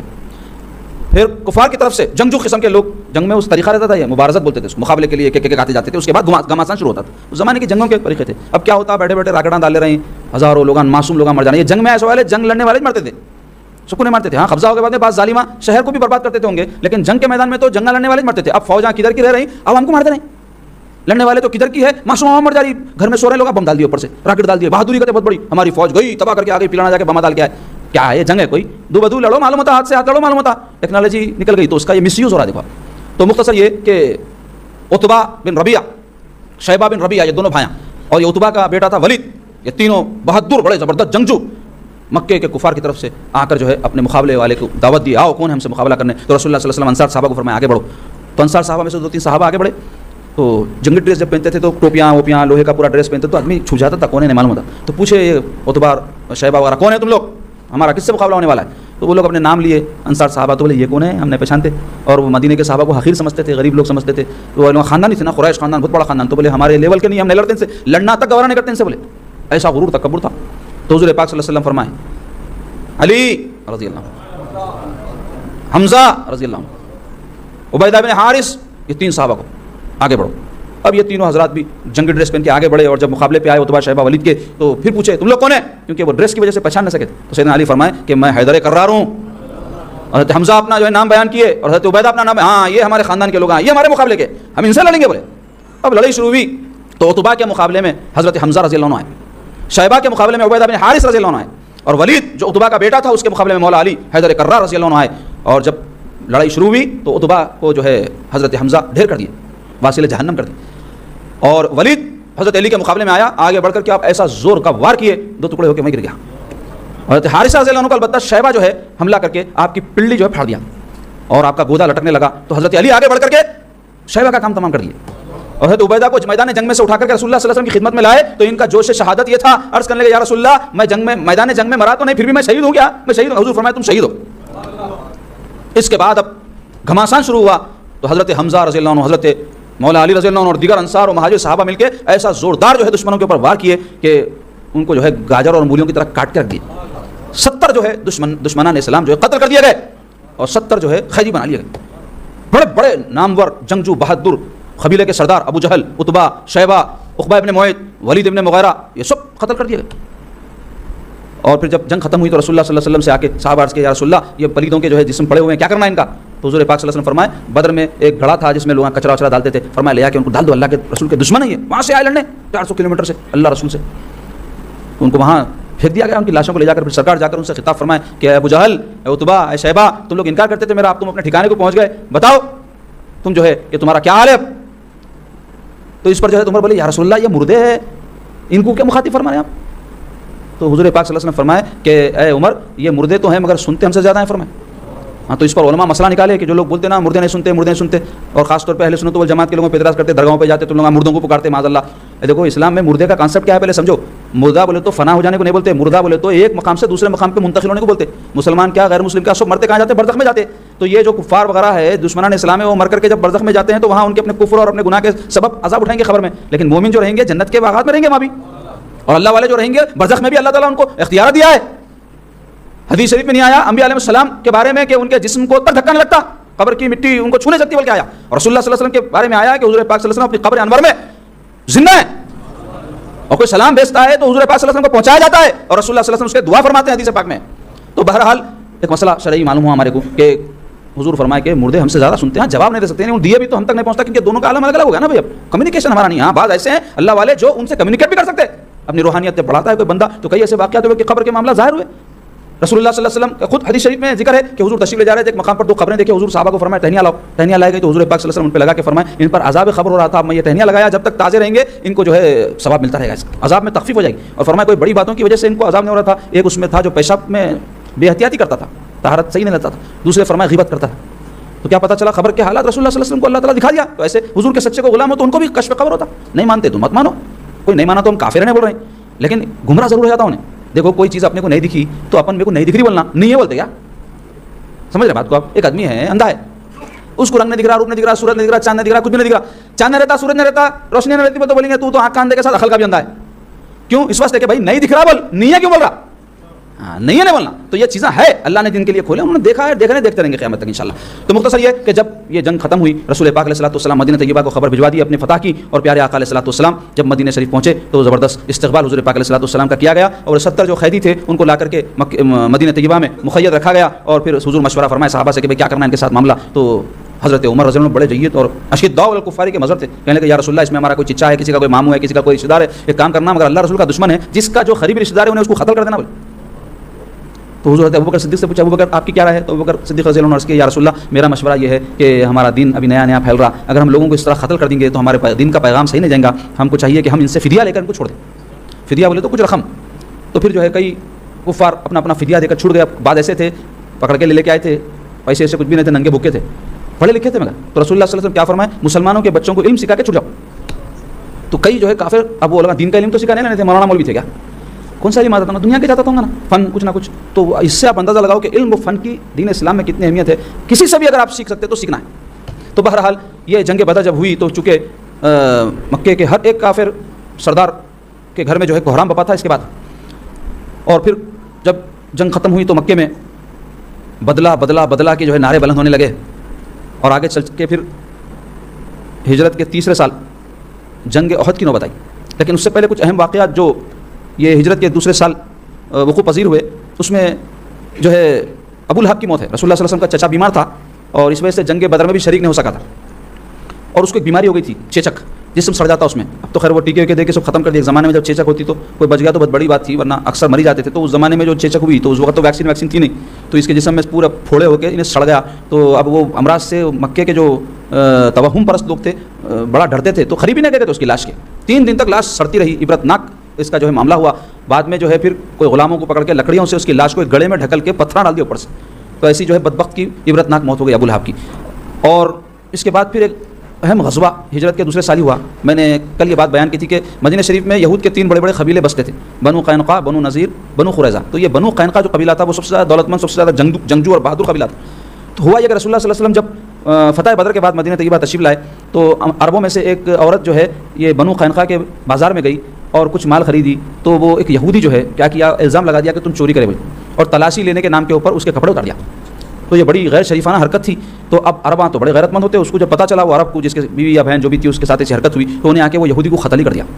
اب قتل ہوتے ہی مسئلہ پیدا ہو گیا. تو رسول اللہ صلی اللہ علیہ وسلم چونکہ حاکم تھے مدینہ شریف کے, تو حضور پاک علیہ الصلوۃ والسلام یہ قبیلہ بنو قینقاع میں جا کر کے یہودیوں کو جو ہے جو ذمہ دار تھے تنبیہ کرنے لگے کہ یہ حرکت تمہاری غیر شریفانہ ہے اور تمہارا ہمارا معاہدہ ہے اور ایسی حرکت تم کو نہیں کرنی چاہیے. تو اس پر جو ہے وہ یہود جو ہے بھپر گئے اور کہنے لگے کہ آپ بدر میں جا کے جو جنگ لڑ کے جیت گئے, اس کی وجہ سے آپ بہت بڑے بڑے باتیں کر رہے ہیں, معاذ اللہ, آپ کو نہیں معلوم جنگ کس کو بولتے ہیں, آپ جن سے لڑے وہ اناڑیاں تھے, جنگ کس کو بولتے ہم بتاتے آپ کو بول کے ایسے. تو یہ معاہدہ تھا جو توڑ دیا ایسی باتیں کر.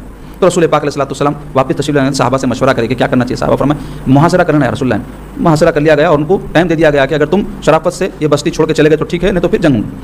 تو تقریباً 10 دن تک محاصرہ رہا بنو قینقاع کا. پھر وہ لوگ جو ہے اس پر راضی ہو گئے کہ وہ اپنی بستی چھوڑ کر چلے جائیں گے اور وہاں سے شہر بدر کر دیے گئے, کیونکہ بدامن لوگوں کا یہ انجام ہوتا ہے کہ ان کو شہر بدر کر دیا جاتا ہے. تو یہ شہر بدر کر دیا. ازراعات نام کا ایک مقام ہے ملک شام میں, وہاں بہت زیادہ اس زمانے میں یہود رہتے تھے, وہاں چلے گئے وہ لوگ. اس کے علاوہ جب جنگ بدر میں شکست ہوئی تھی کافروں کو, تو ابو سفیان چونکہ اس جنگ میں شریک نہیں تھے, وہ قافلہ لے کے مکے پہنچ گئے تھے. تو ان کو بڑا افسوس تھا, تو انہوں قسم کھائے تھے کہ میں جب تک کہ بدلہ لے لوں گا مسلمانوں سے اپنے لوگوں کے قتل کا, اس وقت تک میں پانی نہیں لاؤں گا, سر میں تیل نہیں ڈالوں گا, اپنی بیوی کے قریب نہیں جاؤں گا.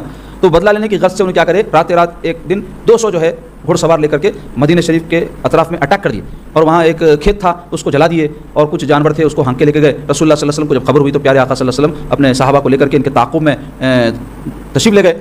اب یہ ابو سفیان کہنے لگے میرا کام ہو گیا, بدلہ لے لیا بول کے اپنی قسم جو تھی پوری ہو گئی کہ خوش ہو گئے. لیکن جب رسول اللہ صلی اللہ علیہ وسلم ان کے تعاقب میں پہنچے تو ان کو پتہ چلا, تو ان کے ساتھ جو فوج کے لیے راشن وغیرہ تھا وہ جو ہے سارا راشن لوگ اپنے وزن کو ہلکا کرنے کے لیے سواریوں کو پھینکتے گئے. تو مسلمانوں کو بہت سارا اناج ملا, اور اس وقت حالات یہ تھے مدینے میں کھانے کے لیے بھی مشکل تھی, کیونکہ شروع کا زمانہ تھا, فتوحات ابھی شروع نہیں ہوئی تھی, مکے سے سب چھوڑ چھاڑ کے آئے تھے, تو بہت تکلیف سے حالات گزر رہے تھے. تو وہ جو پھینک کے گئے اناج, اس میں کیا تھا, اس میں تھا جو ہے آٹا, بھنا ہوا آٹا, ملیدہ, یوں سمجھ لو ملیدہ, ہمارے پاس ملیدہ بولتے ہیں اس کو. تو پہلے وہ ملیدہ بنے تو کئی دن تک خراب نہیں ہوتا. تو جنگوں میں گئے تو کیا کرتے تھے, آٹے کو اچھا بھون کے اس میں کھانے پینے کی چیزیں جو زیادہ دن تک چل سکتے پریزرویٹو ملا کے رکھ لیتے تھے, تاکہ وہ پھک لیے پانی پی لیے تو پیٹ بھر جاتا. تو اس کو عربی میں سویخ بولتے ہیں, سویخ. تو وہ جنگ کا نام جنگ سویخ پڑ گیا سیرت کی کتابوں میں. اس کے علاوہ یہ ہجرت کے دوسرے سال کے اہم واقعات میں سے سیدۃ النساء العالمین, خاتون جنت, سرکار پاک صلی اللہ علیہ وسلم کی چہیتی اور لاڈلی شہزادی حضرت بی بی فاطمہ الزہرا رضی اللہ تعالیٰ عنہ کا عقد ہے. کون سے سال ہے یہ, ہجرت کے دوسرے سال. سیدہ کی عمر 16, 18, 20 روایتوں میں اختلاف ہے. اس عمر کو جب آپ پہنچی تو رسول اللہ صلی اللہ علیہ وسلم نے ارادہ فرمایا کہ اپنی شہزادی کی شادی کر دیں. تو بہت سارے صحابہ کی طرف سے پیام دیا گیا, لیکن رسول اللہ صلی اللہ علیہ وسلم سب کو فرماتے رہے کہ میں فاطمہ کے نکاح کے حوالے سے وہی کا منتظر ہوں, اللہ جس سے حکم فرمائے گا اس سے کروں گا. اسی اسنا میں سیدنا علی رضی اللہ عنہ جن کی عمر 22-24 سال تھی, ان کو کسی نے ترغیب دلائی کہ آپ جو ہے حضور کے خدمت میں پیام بھیجیں اپنا فاطمہ کے لیے. تو حضرت علی کہنے لگے کہ مجھے حیا آتی, پتہ نوجوان جو بچے رہتے کیسا بولوں میں اپنا پیام. اب چونکہ کوئی ان کے سرپرست بھی ایسے تھے نہیں جو ان کی طرف سے کہہ سکے, لیکن جب اصرار بڑھا تو حضرت علی رضی اللہ عنہ حضور کی خدمت میں پہنچے اور سیدہ فاطمہ کے لیے اپنا پیام پیش کیا. تو رسول پاک علیہ الصلوۃ والسلام خاموش ہو گئے. حضرت انس رضی اللہ عنہ روایت کرتے ہیں اس کے بعد رسول اللہ صلی اللہ علیہ وسلم پر وہ کیفیت طاری ہوئی جو نزول وحی کے وقت ہوتی تھی. جب وہ کیفیت جاتی رہی تو رسول اللہ صلی اللہ علیہ وسلم ارشاد فرمائے کہ علی تجھ کو مبارک ہو, اللہ نے تیرا اور فاطمہ کا رشتہ منظور کر لیا ہے. پھر سرکار فرمائے جاؤ مہاجر انصار کو بلا کے لاؤ. تو چند صحابہ کو حضور پاک صلی اللہ علیہ وسلم بلوائے اور پھر جو ہے حضرت علی اور بی بی فاطمہ کا نکاح پڑھا دیا. اور پھر حضرت نعمان بن حارثہ رضی اللہ عنہ جو سرکار پاک صلی اللہ علیہ وسلم کو مدینے میں آنے کے بعد کچھ پلاٹس دیے تھے زمین, جس میں رسول اللہ صلی اللہ علیہ وسلم 2 حجرے بنائے تھے. ایک بی بی سودا جو اس وقت عقد میں تھی حضور کی, ان کے لیے ایک بی بی عائشہ جن کی وداعی ہونے کے بعد وہ آ کر وہاں رہ گئی. تو ایک پلاٹ حضرت بی بی فاطمہ کے لیے بھی پیش کیا انہوں, جس میں شادی کے بعد سیدنا علی اور بی بی فاطمہ رضی اللہ عنہ رہنے لگے. اور دونوں کے بعد رسول اللہ صلی اللہ علیہ وسلم حجرہ عروسہ میں دلہن کے کمرے میں تشریف لے گئے, حضرت علی کو بھی بلائے. اس کے بعد جو ہے حضور پاک صلی اللہ علیہ وسلم برتن میں پانی منگوائے اور اس میں کچھ پڑھ کے دم فرمایا اور اپنا لعاب دہن ڈال دیے. پھر اس پانی کو دونوں کو دے کے فرمایا پیو, اور اس پانی کے کچھ چھینٹے دونوں پر مار کے اللہ کے حضور میں دعا کیے کہ اللہ ان میں محبت ڈال دے اور ان کو جو اولاد آپ عطا فرمائے اس کو شیطان کے شر سے محفوظ فرما دیجیے. حضرت علی اور حضرت بی بی فاطمہ شادی شدہ زندگی گزارنے لگے. تو یہ جو اہم واقعہ تھا ہجرت کے دوسرے سال کا تھا. تو میں اختصار کے ساتھ چند ضروری واقعات آپ کے سامنے بیان کیا. اب آئیے ہجرت کے تیسرے سال کے جو ہے واقعات کے بیان کا آغاز ہو رہا ہے. ہجرت کے تیسرے سال کے واقعات میں اہم ترین واقعہ ہے جنگ احد. اس کو جنگ احد کیوں کہتے ہیں؟ یہ احد پہاڑ کے دامن میں لڑی گئی جو مدینہ شریف سے 300-350 کلومیٹر پہ واقع ہے. احد اس واسطے کہتے ہیں تنہا کو کہتے ہیں تو کیونکہ یہ پہاڑ مدینہ شریف میں قریب ترین ہے اور تنہا ہے, بہت بڑا ہے, 7 کلومیٹر اس کا رقبہ ہے, بڑا عظیم الشان, اور اس کے بڑے فضائل احادیث میں بیان ہوئے ہیں. جیسے کوہ طور ہے نا, اللہ تعالیٰ کی تجلی پڑی تھی, تو یہ احد پہاڑ رسول اللہ کی تجلی کی وجہ سے جو ہے بہترین اور عظمت والا پہاڑ قرار پایا. حدیث میں آیا حضور فرماتے ہیں یہ پہاڑ ہم سے محبت کرتا ہے, ہم اس سے محبت کرتے ہیں. اب کیا پتہ چلا ہے حدیث پاک سے؟ محبت کرنے کے واسطے علم ہونا، شعور ہونا اور جذبات ہونا. تو معلوم ہوا کہ یہ بے جان چیزوں میں بھی اللہ نے چیزیں رکھی ہے، ظاہر نہیں ہوتی، ان کے اندر رہتی ہیں. اب حدیث شریف میں آیا ہے کہ ایک مرتبہ ابو جہل ہاتھ میں کنکریاں چھپا کے لے کے آیا اور رسول اللہ صلی اللہ علیہ وسلم سے کہنے لگا اے محمد صلی اللہ علیہ وسلم اللہ کے نبی ہیں؟ حضور فرمایا یقیناً ہوں. تو بولے اچھا میرے ہاتھ میں کیا ہے بتاؤ. بچکانی بات نہیں ہے، اللہ کے نبی ہاتھوں میں کیا چھپا ہے بتانے کی بات ہے. لوگ آج کل بزرگوں کے بھی بزرگیاں ایسی چیزوں سے ناپ رہے ہیں. کیا بولے تو جاتے بول دیتے بھائی وہ زبردست ہستی ہے، تو نہیں بولے تو بزرگ نہیں ہوتے. ایسی چمتکاری باتیں کرے تو بزرگ ہوتے. بزرگی یہ چیزوں سے نہیں ناپی جاتی، بزرگی ناپی جاتی تقوی سے. ان اکرمکم عند اللہ اتقاکم، اللہ سے تعلق سے، اللہ کی محبت سے، رسول اللہ کی محبت سے، اتباع رسالت سے کسی کی بزرگی ناپی جاتی ہے. وہ اور ہوں گے جو اس قسم کی چیزوں سے بزرگیاں ناپتے ہیں. تو مختصر یہ وہ جب کہا تو رسول اللہ صلی اللہ علیہ وسلم فرمائے دیکھ ابو جہل تو مجھے نبی مانتا نہیں، تو رسول مانتا نہیں، تو پھر میں کیوں بولوں تیرے ہاتھ میں کیا ہے؟ تو مانتا ہی نہیں. بولے بھی تو نہیں مانتا. البتہ جو چیز تیرے ہاتھ میں ہے وہ بولے گی میں کون ہوں. تو جیسے ہی سرکار یہ فرمائے وہ کنکریاں کلمہ پڑھنے لگی اشہد ان لا الہ الا اللہ و اشہد ان محمد رسول اللہ. تو پھینک دیا کنکریاں، بولا اس پہ بھی جادو کر دیا محمد صلی اللہ علیہ وسلم بولا، کیونکہ حضور کو مانتا نہیں، مانتے نہیں. تو کئی ایسے رہتے ہیں ان کے ذہن میں رہتا ہے کہ ان کو ماننا نہیں ہے، تو وہ کہاں سے منوائیں گے ان کو؟ عقیدے وغیرہ کے حوالے سے بھی ان کو پتا رہتا ہے، آ کے انہیں بحث کرتا، مناظرہ کرتا. انہیں ماننے کو نہیں آیا، انہیں بحث کرنے آیا خالی. تو اس سے بحث کر کے حاصل نہیں ہے. میں اہل سنت والجماعت کے میں نوجوانوں کو بولتا ہوں ایسے قسم کے جو لوگ رہتے ہیں جن کے بارے میں ہم کو اندازہ ہو جاتا کہ انہیں سن کے سمجھنے والا نہیں ہے، اپنا ٹائم ویسٹ نہیں کرنا. سلسلے کے بچوں کو تو میں تاکید کر کے رکھا کہ سب جھگڑوں میں پڑنا نہیں، کیونکہ اس کی وجہ سے کیا ہوتا وساوس دل میں پیدا ہوتے اور اپنا وقت ضائع ہوتا. کرنے کے کام چھوڑ کے آدمی یہی کاموں میں لگ جاتا. آج وہی نہیں چل رہا امت میں، دیکھو مسلک کے جھگڑے، عقیدے کے جھگڑے، ایک دوسرے کے دست وغیرہ وہاں ہیں. اس سے کیا ہو رہا؟ کرنے کے کام نہیں کر پا رہے ہم. کرنے کا کام کیا ہے؟ کرنے کا کام یہ ہے کہ لوگوں کو دین پہنچایا جائے، ان کے دلوں کی اصلاح کی جائے، ان کے عقائد کی اصلاح کی جائے، ان کے لیے تعلیم کا انتظام کیا جائے، قوم مسلم کے لیے بہتر سے بہتر کوئی اصلاح جو دین کی ہے ان کے لیے نکالی جائے، نہ کہ یہ جھگڑوں سے جو ہے کچھ حاصل ہونے والا ہے. تو مختصر یہ کہ یہ احد پہاڑ کے بڑے فضائل ہیں اور بھی ہیں، بیان کرا تو وقت زیادہ ہوں گا. تو چونکہ اس کے دامن میں یہ جنگ لڑی گئی اس واسطے اس کا نام پڑ گیا جنگ احد. یہ جنگ کیوں لڑی گئی؟ مکے کے جب کفار بڑے بڑے بدر میں قتل کر دیے گئے تو سارے جو ہے جو ان کے بیٹے تھے بیٹھ کے جو ہے جوش میں آ کے یہ مشورہ کیے کہ ہم کو بدلا لینا چاہیے. تو اس کے لیے ابو سفیان اس وقت ایک بڑے سینئر بچ گئے تھے، ان کو بلا کر کہنے لگے کہ بھائی وہ جو قافلے سے تجارت کے مال کما کے لائے سب کے شیئرز رہتے تھے اس کے اندر، تو بولے ہمارا جو حصہ ہے ہم جنگی فنڈ میں دے رہے ہیں. ہزاروں دینار جو ہے جنگی فنڈ میں دے دیے گئے اور ایک زبردست لشکر اس کے لیے تیار کرنے کے واسطے ہتھیار جمع کرے. اور شاعروں کا زمانہ تھا، وہ ان کو بلا کے شاعروں کو جوش و خروش دلانے والے اشعار، خون جو ہے کھولانے والے، آگ بھڑکانے والے جنگ کے ایسے اشعار ان سے پڑھائے گئے. تو جس کی وجہ سے بہت زبردست ایک لشکر تیار ہو گیا 3000 کا. اور وہ لشکر پوری تیاری کر کے جنگ کے لیے جب نکلنے والا تھا تو حضرت عباس بن عبد المطلب رضی اللہ عنہ سرکار پاک صلی اللہ علیہ وسلم کے چچا جو مکہ ہی میں مقیم تھے، وہ حضور پاک صلی اللہ علیہ وسلم کو اطلاع بھجوائے کہ ایک زبردست لشکر آپ کے خلاف جو ہے تیار کیا گیا ہے اور جنگ کے لیے مکہ مکرمہ سے نکل چکا ہے. تو رسول پاک علیہ الصلوۃ والسلام اپنے صحابہ کو جمع فرما کے مشورہ لیا. یہ بھی سرکار کی سنت ہے، وہ صبح اس میں ہمارے لیے حضور بڑے معاملات میں مشورہ فرماتے تھے صحابہ کے. حضور صاحب وہی ہے، کیا ضرورت ہے کسی سے پوچھنے کی؟ لیکن کیا امت کو سکھانے کے لیے کہ تمہارے پاس بھی گھر میں ہو، کوئی کاروبار میں ہو یا کسی معاملے میں جو ہے اہم مسئلہ ہو تو مشورہ لیا کرو، جاننے والوں سے لو، ہر ایک سے نہیں پوچھنا. جو کسی چیز کا ماہر اس سے پوچھنا. فاسألوا اہل الذکر ان کنتم لا تعلمون، تم پوچھو جاننے والوں سے اگر تم نہیں جانتے. تو جاننے والا ہر فیلڈ کا اپنا الگ الگ رہتا. تو کاروبار ہے تو اس کے ماہر سے پوچھنا، مذہبی مسئلہ ہے تو مفتی سے پوچھنا. اب کیا ہو رہا؟ مذہبی مسئلے آٹو والے بیان کر رہے ہیں، رکشے والے بیان کر رہے ہیں، تو اس واسطے دین کے اندر یہ سب مسائل پیدا ہو رہے ہیں. علماء سے رجوع ہونا، یہ بحثاں کرنا نہیں، مناظرے کرنا نہیں، جھگڑے کرنا نہیں، کچھ بھی وسوسہ آیا اہل لوگوں کے پاس جانا، ان کی صحبت میں بیٹھے تو خود وسوسے آتے ہی نہیں، وہ نہیں بیٹھ کے گلی گلی پھر لیتے رہتے. اس واسطے کوئی بھی کچھ بھی بولتے پریشان ہو جاتے. علم سیکھو، مسائل سیکھو، دین سیکھو، اس مقصد سے کہ عمل کریں، نہ کہ کسی سے ہم کو جھگڑا کرنا ہے. ہاں اب کوئی آ جائے ضرورت پڑی تو پھر تیاری ایسی رہنا کہ اس کو جو ہے آپ شکست دے سکنا. تو مختصر یہ کہ سرکار مشورہ فرمائے صحابہ سے. تو نوجوان قسم کے وہ صحابہ جو جنگ بدر میں اپنی کم عمری کی وجہ سے سرکار کی اجازت نہیں ملنے سے شریک نہیں ہو سکے، تو جوش جہاد میں کہنے لگے یا رسول اللہ ہم کو چاہیے کہ ہم مدینہ شریف کے باہر نکلیں اور میدان میں دو ہاتھ کر کے جو ہے مقابلہ کریں. لیکن جو سینئر تجربے کار صحابہ تھے وہ کہنے لگے یا رسول اللہ مناسب یہ ہے کہ ہم مدینہ شریف ہی میں رہیں، دشمن جب حملہ کرے تو ہم اندر رہ کر کے ہی ان کے ساتھ جنگ کریں. رسول اللہ صلی اللہ علیہ وسلم دونوں کی باتیں سنیں، حالانکہ ہونا ہی چاہیے تھا کہ حضور سے یہ عرض کرتے کہ یا رسول اللہ آپ جو مناسب سمجھیں وہ کریں. تو یہاں پہ تھوڑا سا ان سے لغزش ہو گئی. سرکار پاک علیہ الصلوۃ والسلام اپنے حجرہ پاک میں تشریف لے گئے اور جنگی لباس زیب تن فرما کر باہر تشریف لائے.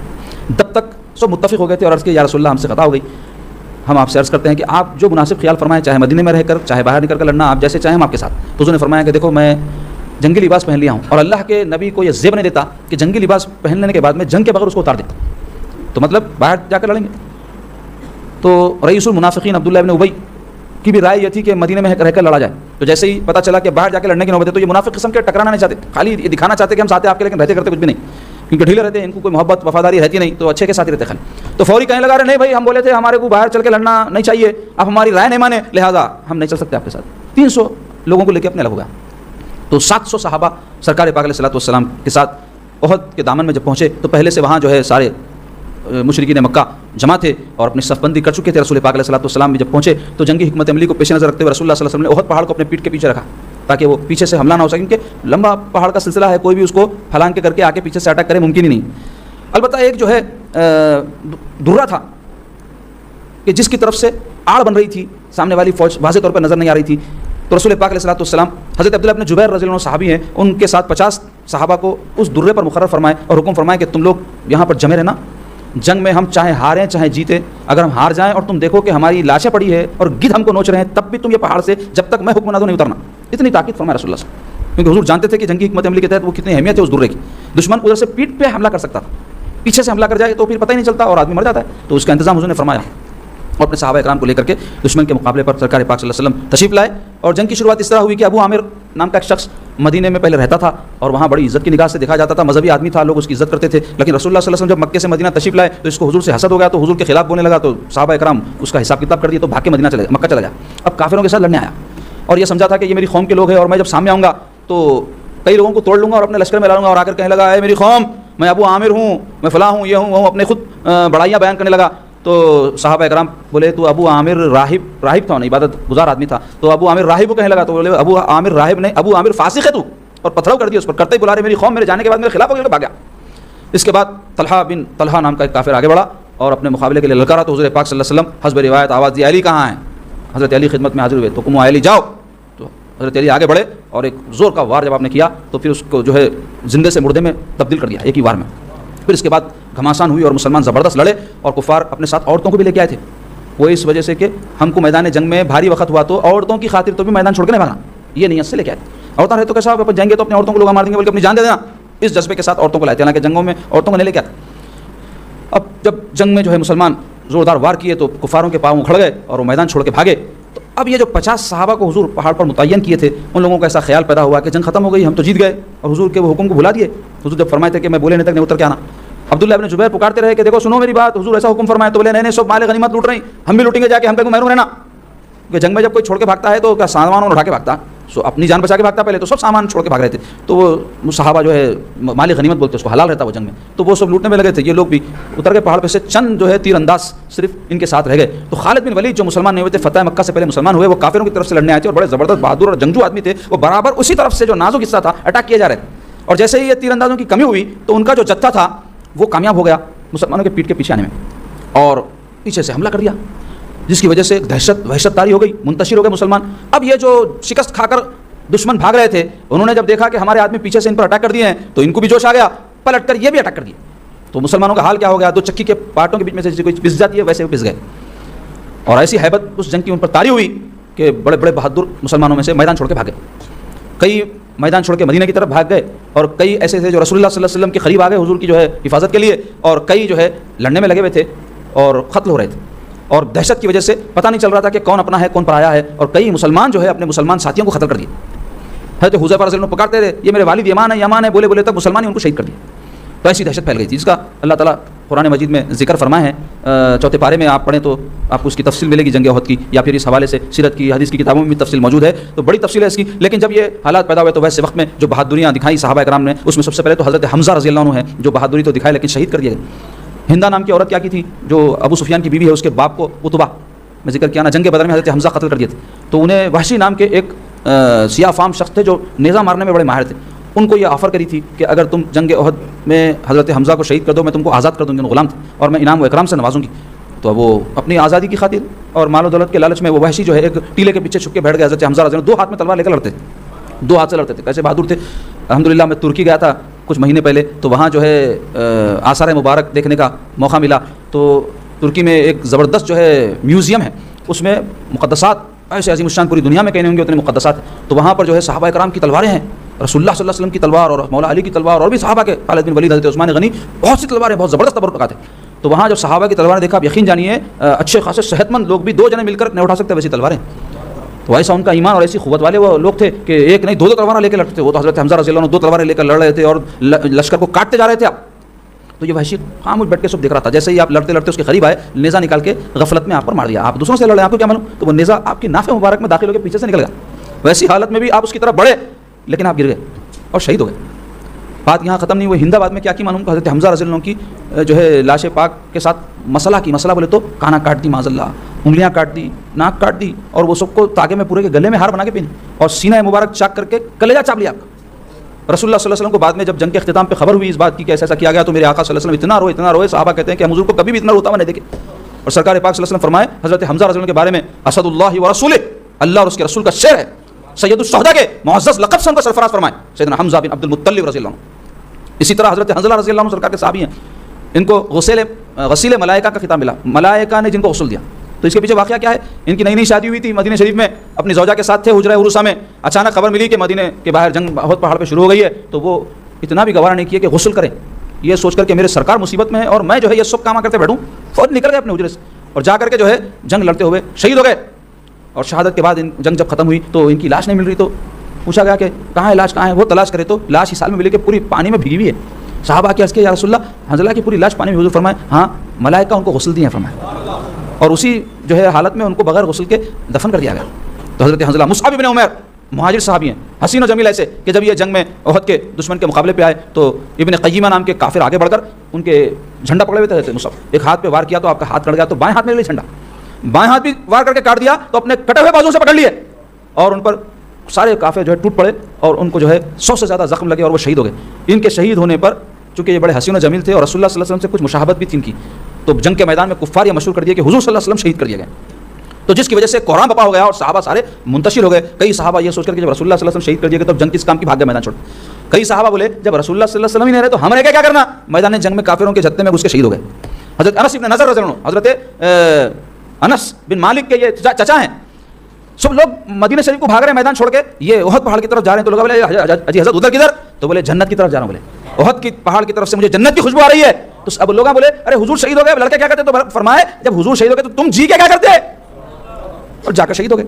ایسی جان ساری زیاد ابن سکن رضی اللہ عنہ جب کفار حضور پر اٹیک کیے تو اپنے جسم کی ڈھال بنا کر حضور کی حفاظت کیے، اتنے زخم ان کو آئے کہ یہ زمین پر آ گئے۔ رسول اللہ صلی اللہ علیہ وسلم جب دیکھے تو صحابہ کو فرمایا کہ دیکھو زیاد کا کیا حال ہے، تو جب آخری سانس باقی تھی صحابہ قریب گئے تو بولے میرے کو حضور کی خدمت میں لے کے چلو، اٹھا نہیں پا رہے تھے تو گھسٹتے ہوئے حضور کی خدمت میں آئے، ختم مبارک پر سر رکھ کے جان نکل گئی۔ کیا ان کی موت ہے، آپ اندازہ لگاؤ، ہزاروں زندگیاں قربان ہیں ایسی موت کے، ایسی محبت آخری لمحات میں بھی چاہتے ہیں کہ حضور کے قدموں میں جان نکل جائے، سر تیرے قدموں میں دھرا ہو، جتنی ہو خزاں ایک ہی سجدے میں ادا ہو، یہ شانتی ان کی۔ اسی طرح سرکار پاک علیہ الصلوۃ والسلام کی شہادت کی جب خبر مشہور ہوئی تو صحابہ اکرام کے پائے ثبات لغزش میں آ گئے اور جنگ کا سارا نقشہ بدل گیا، اور سارے جو ہے کفار جو جانتے تھے کہ رسول اللہ صلی اللہ علیہ وسلم کو پہچانتے تھے وہ حضور پاک صلی اللہ علیہ وسلم پر حملہ بول دیا، اور وہ گڑھے کھدوا کر کے تھے جنگ میں جس میں سرکار پاک صلی اللہ علیہ وسلم گڑھے میں گر گئے، چھپا دیے تھے گڑھوں کو، تو حضور پاک علیہ الصلوۃ والسلام کو سخت زخم آئے، اور رسول پاک علیہ الصلوۃ والسلام کے سر انور پر جو ٹوپی تھی لوہے کی وہ حضور پاک علیہ الصلوۃ والسلام کے چہرے اقدس میں دھس گئی، کئی کیلیں حضور کے چہرے اقدس میں دھس گئے، تو بعض صحابہ آگے بڑھ کر کے وہ جو ہے اپنے دانتوں سے اس کو نکالے تو دانت ٹوٹ گئے ان کے۔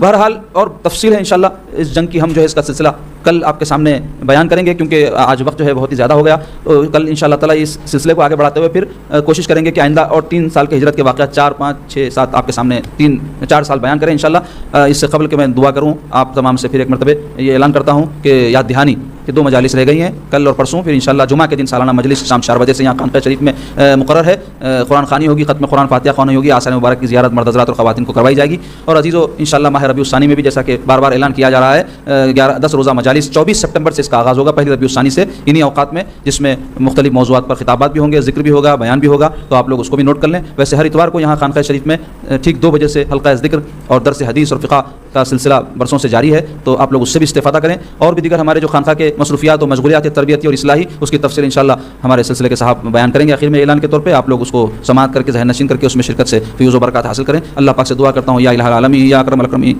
اے اللہ ہم گناہ گار سیاکار ناپکار ہیں، آپ غفار ہیں، اللہ ہم کو بخش دیجیے، صحابہ کرام کا جو جوش جانثاری ہے، جوش محبت اور عشق رسول ہے، اس کا ایک ذرہ ہم کو نصیب فرما دیجیے، اپنے آقا علیہ الصلوۃ والسلام پر اپنا سب کچھ نثار کرنے کی ہمیں ہمت اور طاقت پیدا فرمائیے، اور حضور پاک صلی اللہ علیہ وسلم کی اطاعت اور اتباع میں زندگی بسر کرنے کی توفیق نصیب فرمائیے، بیماروں کو صحت و عافیت عطا فرمائیے، پریشان حالوں کی پریشانیوں کو دور فرمائیے، جو عظیم قربانیاں اللہ آپ کے محبوب محمد عربی صلی اللہ علیہ وسلم کی خدمت میں صحابہ کرام اہل بیت نے پیش کی ہے، مولا ان کو بہتر سے بہتر اس کا اجر اور بہتر سے بہتر بدلہ نصیب فرمائیے، اور ہم غلاموں کو ان کے صدقے میں ان کے قدموں میں رہنا نصیب فرمائیے۔ وصلی اللہ تعالی علی سیدنا و مولانا محمد و آلہ و صحبہ اجمعین برحمتک یا ارحم الراحمین والحمد للہ رب العالمین۔